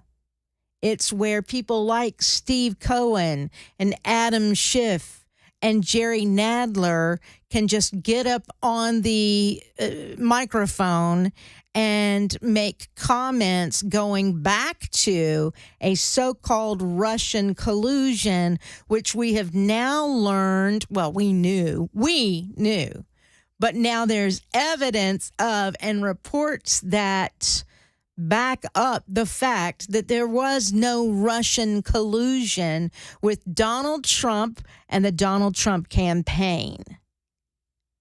Period. End of discussion. What really ticked me off earlier is I was able to hear a little bit of testimony from Jerry Nadler or questioning from Jerry Nadler when he made statements like MAGA Republicans keep talking about a Russian hoax when there really was no Russian hoax. Wasn't there evidence, Mr. Durham, that the Russians did try to interfere in the presidential election? And I want to point out to anybody who can hear me, that is a false way to set that up. We certainly, as Republicans, believe, and there's evidence to show, that the Russians did try to interfere in the 2016 election, and they tried in the 2020 election. That does not mean that Trump gave the Russians information to use to interfere in the election, nor does that mean the Russians gave Trump information that he could use in the elections. There was no collusion. There's no proof of any kind of collusion. But did they try to interfere? Of course they did. The hoax is there was no collusion, and they want you to believe that there was. Still to this day, they want you to believe that there was. It's crazy. It's 11:18. 615-737-9986 is the phone number. Is this Bambi on the line? Bambi on the line? Let's go to Bambi, who's on the line. Hi, Bambi. Hey, listen, I have two conditions for voting for a president. One is that they would agree with getting term limits on people in the Senate, in the Congress. And the second one would be that every politician that is voted in to the House, the Senate, the presidency, the vice president, they all have to take neuropsych evaluations at least every few years, no matter what their age is, because people can have dementia at age 40. Did it seem to you with Steve Cohen that something was wrong, that something was off? Oh, definitely. I think he's having at least PIAs, and he should be seen right away. I mean, there's something going on. There's something going on from a mental standpoint, from a brain standpoint, and if it's something medical, thank you, Bambi, for your phone call. If it's something medical, I'm certainly not making fun of that. I'm not laughing at him right at this moment. It seemed disjointed to me, very weird, very bizarre. That's my assessment. And could it be a medical issue, dementia? Some sort of Alzheimer's. I don't know. I know that he does have a physical ailment because he does walk with a cane, I think. But that doesn't matter. I mean, that doesn't have anything to do with his brain. But something was off there. Unless he just was so pissed off that he couldn't form the words. And I've done flustered, that. yeah. I've done that a gazillion times. Unless he was just honestly flustered. I don't know. It was just bizarre. All right, 11:20. I'm Pamela Furr. More of your calls coming up, 615-737-9986. Tracy and Larry, both hold on. We'll read your super text messages, too, on Super Talk 99.7 WTN.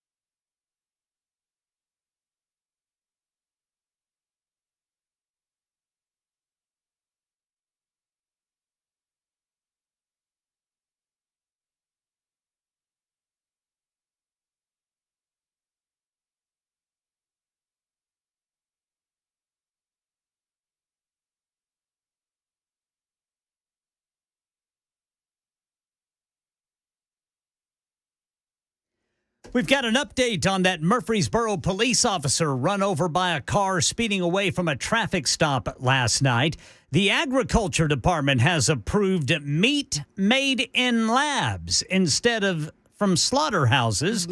And Fed Chair Jerome Powell telling Congress about the effort to bring the interest rate down to its target of 2%. Actually, that's inflation to its target of 2%, meaning more interest rate hikes are coming.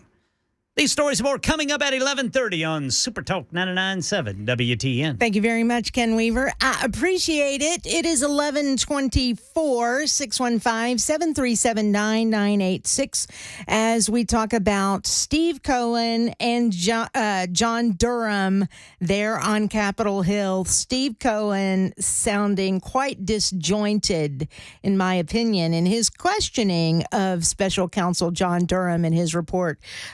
So we're getting your reaction, 615-737-9986. Tracy, welcome to WTN. Thanks for holding. Thank you so much, Pamela. It's nice to talk to you. I never have. I needed to comment about why they're pushing the Russian narrative. They're doing it because it's all they have. They paid for it. They pushed it. They used so much manpower and so much labor and so many agencies to force the public to believe it, and it was all they ever had was a lie. And we have to go back to the last thing we remember about Obama and the $350 trillion on the back of a C-130, and that narrative was we were forced to believe it was their own money going back to Iran. And then when Obama and Hillary gave Putin $10 billion worth of uranium. That was the last thing they did. And then we watched her burn all of her servers down, smash all of her phones, her I guess it was her press secretary and her husband's computers were all burned. It was just the biggest, I'm sorry, I'm going to say it, shit show on All earth. right, well, see, you can't say that, so I'm going to have to let you go. Thank you for your telephone call. So here's the rule of thumb. You can't curse on WTN, not like that. There are certain words that we cannot say. But thank you anyway for your phone call, Tracy. I do agree with you. I just can't say that. All right, 615-737-9986. Kevin, welcome to WTN. Hey, Miss Furr, how are you? I'm great. How are you? Very good. I'm on the job site. I'm listening to the Durham's testimony today, and I've got you guys playing. I love that they've given you a spot. It's you and Matt Murphy all the way. That makes my day. Thank you. So on the comment, can we all agree that his Trump's one-time campaign manager, Paul Manafort, was in Russia's pocket and did give them polling information? He did time for it, wound up getting pardoned by Trump, or his sentence got commuted or something. Is that not how that went down? So there were some kind of red herrings. But I as far as collusion goes. All right, let me look this up real quick. But didn't Manafort, wasn't it that he didn't register as a, quote, foreign agent that got him in trouble? I think that it was that and some IRS stuff, some undeclared funds. Yeah, which had nothing to do with any kind of, quote, Russian collusion. Okay. It's just sometimes when a pig's a pig, you have to kind of call it how you see it. But a foreign agent not registering, working on a campaign, I don't think that. I mean, I don't even think that our generals should be able to go to Saudi Arabia after they retire and get a job. I don't think presidents need to be taking money after they get out of office. That goes for Clinton, Biden, Trump, whoever, unless it's for a book deal. So I'm just, the partisan part of it is that it's easy to defend Trump because they came after him and even threw the kitchen sink in. Stepping back away from it just as a patriot and looking at it, I don't want any of my public elected officials receiving money. I mean, they only need to communicate with foreign powers in an official capacity. Right. I'm with you. I mean, I can't say there's nothing that you said that I don't disagree with. You're right. You don't want any of your leaders taking money from other countries like that. Now, I don't disagree with you. That's why Donald Trump was so appealing to so many people that he answered to no one. He didn't need anybody else's money. He didn't need lobbyist groups to give him money. He didn't need any of that. He was beholden to no one. And that's what made him so attractive. And that also made him dangerous to the other side. And that's why, as you said, they threw everything, including the kitchen sink, at him. And they're hoping some of it now will finally stick 8 years later. It is 11:30. More of your calls coming up. 615-737-9986. Time for news, though, on WTN.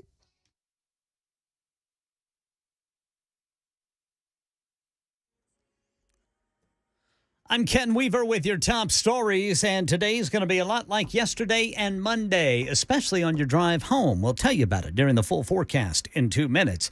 Right now in Murfreesboro, the police officer run over by a car speeding away from a traffic stop last night has been released from the hospital. A news release says the officer is a little sore but is doing well. Meanwhile, the driver and passengers have all been identified. Charges are pending. Murfreesboro Police, Rutherford County Sheriff's Office, and the Highway Patrol all working to find that driver and 2 passengers who got out of the car on I-24 near the Joe B. Jackson Walmart. And in our nation's capital, the Agriculture Department has approved meat made in labs instead of from slaughterhouses for companies to sell.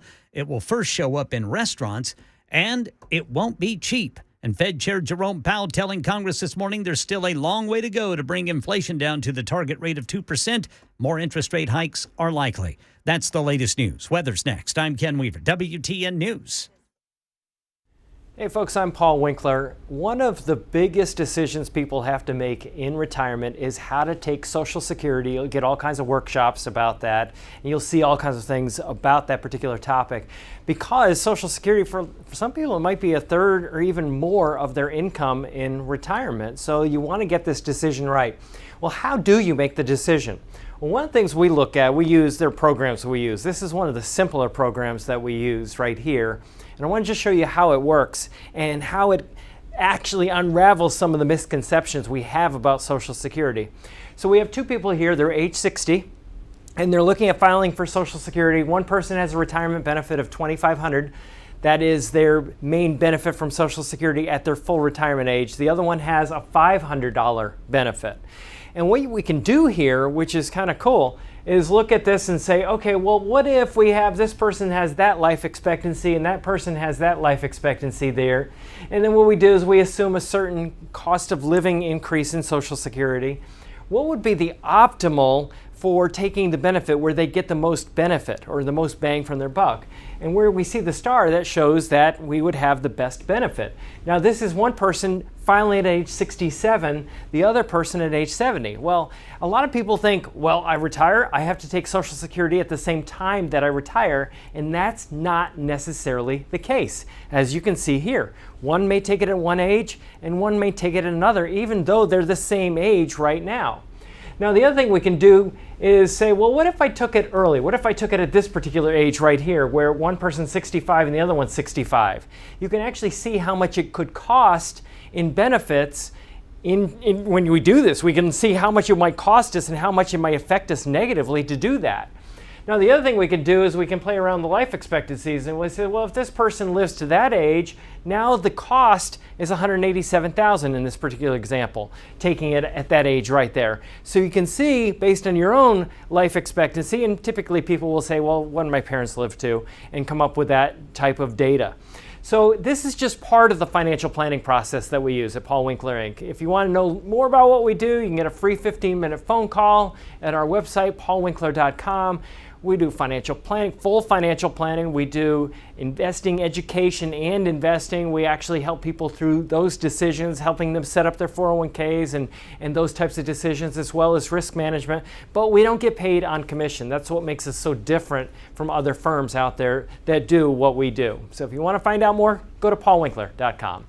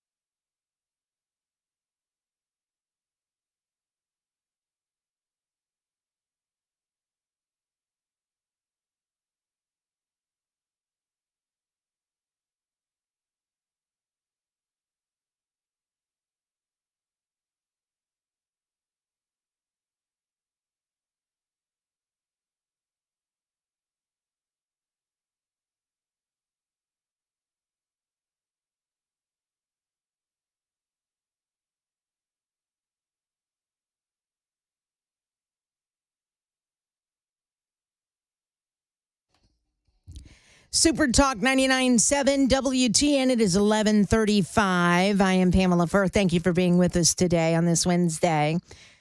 The latest on the Titan 5, they're calling them the Titan 5, who have less than 20 hours of oxygen left. A flotilla of international rescue ships are steaming towards the Titanic rescue site to try to locate the missing submersible with 5 people trapped inside, and they estimate just 20 hours of oxygen left.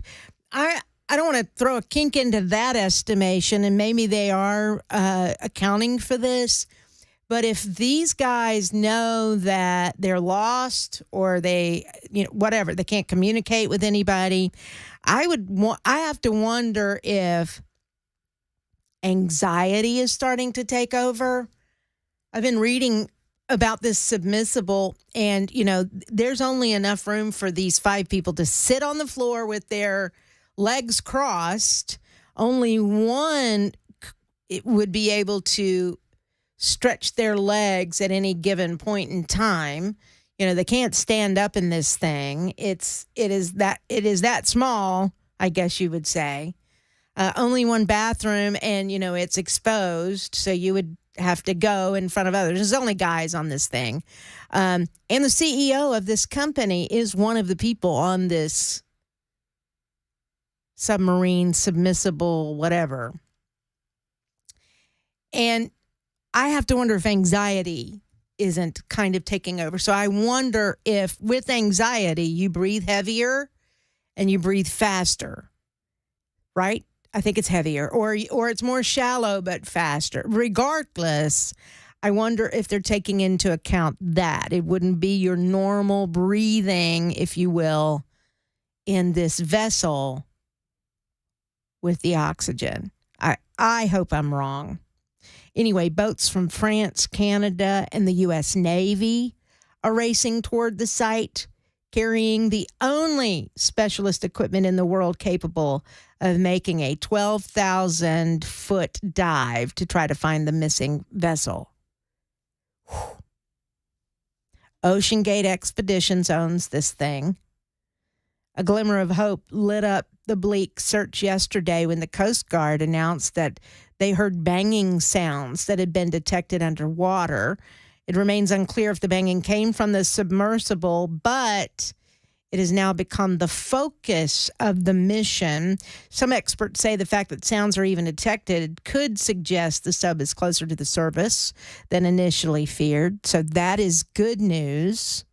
I believe that there is a Navy diver on board this vessel, and according to experts, there are certain protocols when you are underwater and lost and what have you, and that the banging could be coming from this Navy diver who knows those protocols, where at the top of the hour and at the bottom of the hour, you bang like hell for about, 3 minutes, I think is what the information is that I have. Submarine search and rescue expert Frank Owen, he's the one that said his hopes for a recovery increased by some magnitude when he heard the noises had been detected. And he's the one that said on board this craft there's a retired French Navy diver. So not a U.S. Navy diver, but a French Navy diver. But there are protocols. Yes. Oh, I was just saying we just had a caller call in and mention food and water, and that really hasn't even been discussed. I mean, at some point, don't know if they have any of that. Good question. I don't know if any of that was on board. I wonder if maybe water was on. They sure took some some water. was, Yeah, but this much? Don't know. Yeah, I would doubt it. But, there are those that say, and this is Sunday, so you can You can survive without water for only 3 days? I've heard a bunch of different. Yeah, 3 days, 4 days. But, then you start getting into dehydration and delirious and, all of that sort of thing.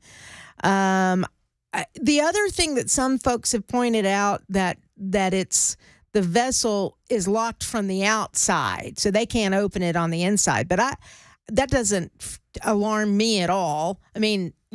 I think you want it that way. If you got delirious and tried to open up the door, you've now killed everybody. The pressure alone, I mean, it would depressurize. And anyway, so that doesn't bother me at all.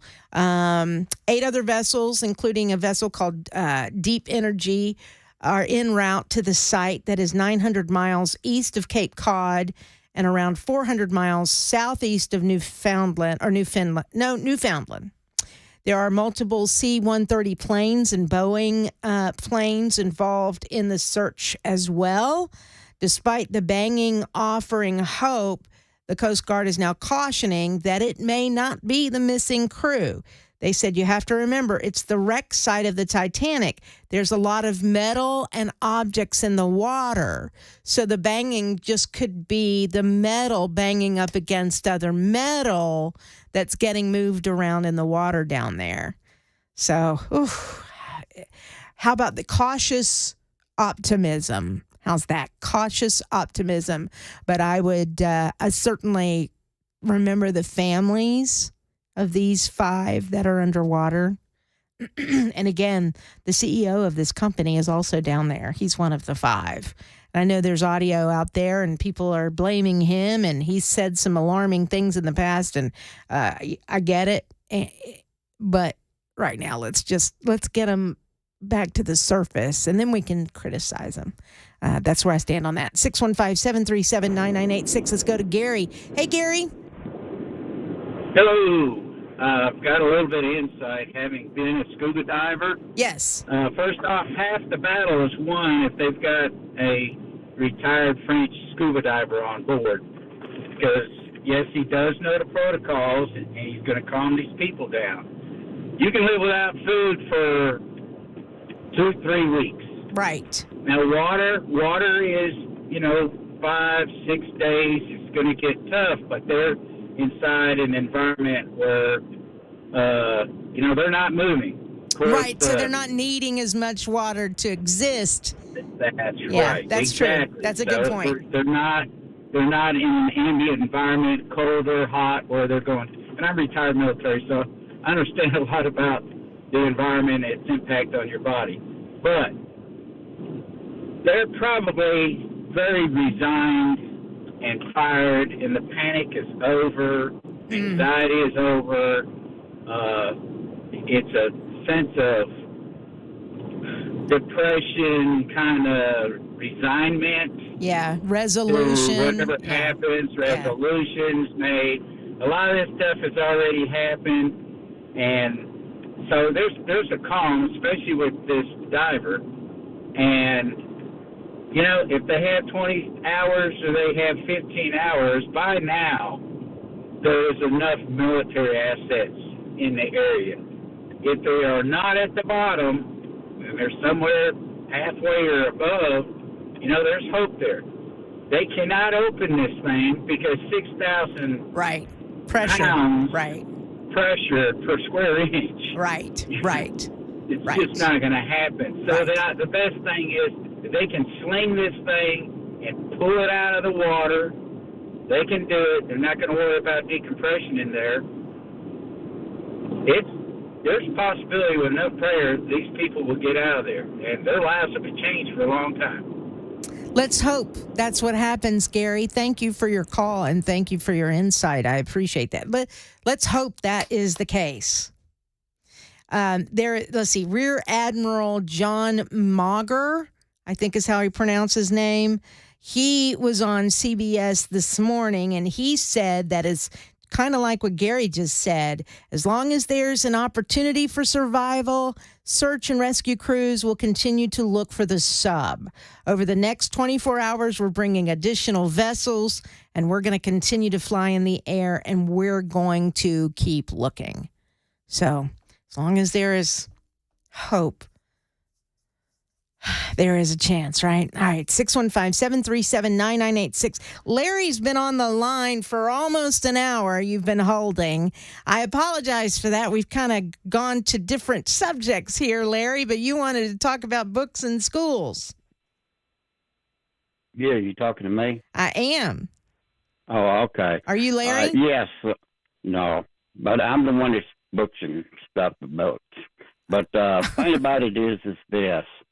The books that are in school now ain't nothing but out of the pure places of hell, mostly. So I'm books, an books, old man. books in and schools are from straight from hell. Which ones? I don't. I'm talking about the ones that's put in there not for education. Okay. Truthfully, but if you let me whatever, please.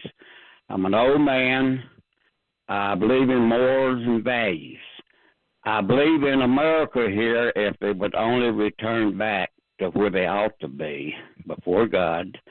But in schools, they need to take and be taught the history that they came from, their forefathers. And that's not happening. And I would challenge you to find some of the old history books from the 60s back and try to promote them to be put back in these here schools and remove this here stuff, because when sex education came into the picture, I even knew at that time that it was going the wrong way, because that is something that is not needed to be taught in school. And the thing about it is a person can say all they want, that they're going to see it and hear it anyhow. Well, let them see it and hear it somewhere else. School is for taking and getting them ready for the education that they can make their way through their lives. Yep. And that to work and make our society a better place. And the morals and values should be there in these schools, but they've been taken out of it. I These agree, books Larry. need to be Larry, removed. I'm gonna have to go on that note. I appreciate your phone call. I'm up against the clock here, or whatever your name is. He said his name wasn't Larry, but whatever. Thank you for your call. I agree with you. We've got to get back to the basics of education and get all of this woke stuff out of the schools. 100%. Let's get back to teaching kids how to read, how to write, how to add, subtract, the arithmetic part, reading, writing, arithmetic, how to add, how to be able to continue with their education when they get out of schools. And forget all this woke ideology. They will be hit with that the moment they get out of schools. So let's let them do that on their own time. In school, it needs to be the basics of education. I agree with that 100%. Thank you for your call. I appreciate it. It is 11:48. When we come back, we'll check in with our own Matt Murphy, and we'll find out what's coming up on his show at 12:05. And then, of course, we do have Brian Wilson that will be in here at 3:05 for the drive home. It's all right here on Super Talk 99.7 WTN.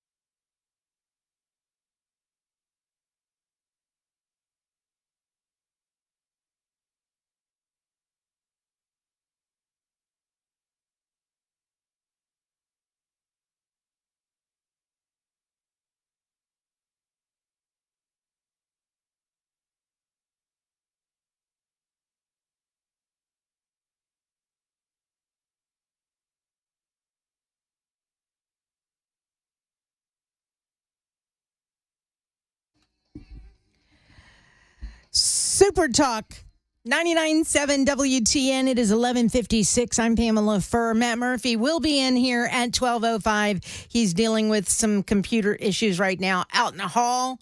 I think I heard a curse word. Maybe four. I'm teasing. I don't mean that. I'm lying. I've already done the dump button once today, okay? No. But he'll be in here at 12:05, and I'm sure he's got a whole list of things to discuss. Now, John Durham was testifying earlier. Just real quick as we wrap up this portion of your broadcast day. I didn't hear this because you and I have been talking now for the last 3 hours. Well, apparently former special counsel John Durham revealed that FBI agents have apologized to him for their handling of the Trump-Russia probe after his report was released last month, after it found bias among key officials in charge of the Crossfire Hurricane investigation. How about that? Durham's testimony comes 1 month after the release of it. He said, quote, he said this to members of Congress on this committee today. He says, quote, I have had any number of FBI agents who I've worked with over the years. Some are retired, some are still in place, who have come to me and apologized for the manner in which that investigation was undertaken. How about that? He said to him, that proved that a majority of the FBI are good, hardworking people who swear under their oaths to abide by the law. He went on to say, our findings are sobering. Having spent 40 years plus as a federal prosecutor, they are particularly sobering to me. Interesting. But I think we all know that. Now, the leadership at the top, I think heads should roll. I think heads should have been rolling all along, quite frankly. But you and I know, I've met several FBI agents here in the state of Tennessee who work in the field offices in Knoxville and in Nashville, and they are good. The ones I've met have been men. They've been good, God-fearing, law-abiding FBI agents. We know that there are many boots on the ground who have been working for the FBI with the highest integrity. And these bad actors, these bad apples who politicized this agency are closer to the top. And it puts a whole bad light on the whole entire agency when what happened to Donald Trump happens. You want to talk about deplorable? It is deplorable. And those who participated in it should never serve in any capacity in law enforcement in this country again. Ever, ever, ever, ever, ever, ever. That's my statement on that. All right, so that's going to wrap it up for me. I'll see you again tomorrow. Matt Murphy coming up next after the news at 12:05 right here on Super Talk 99.7 WTN.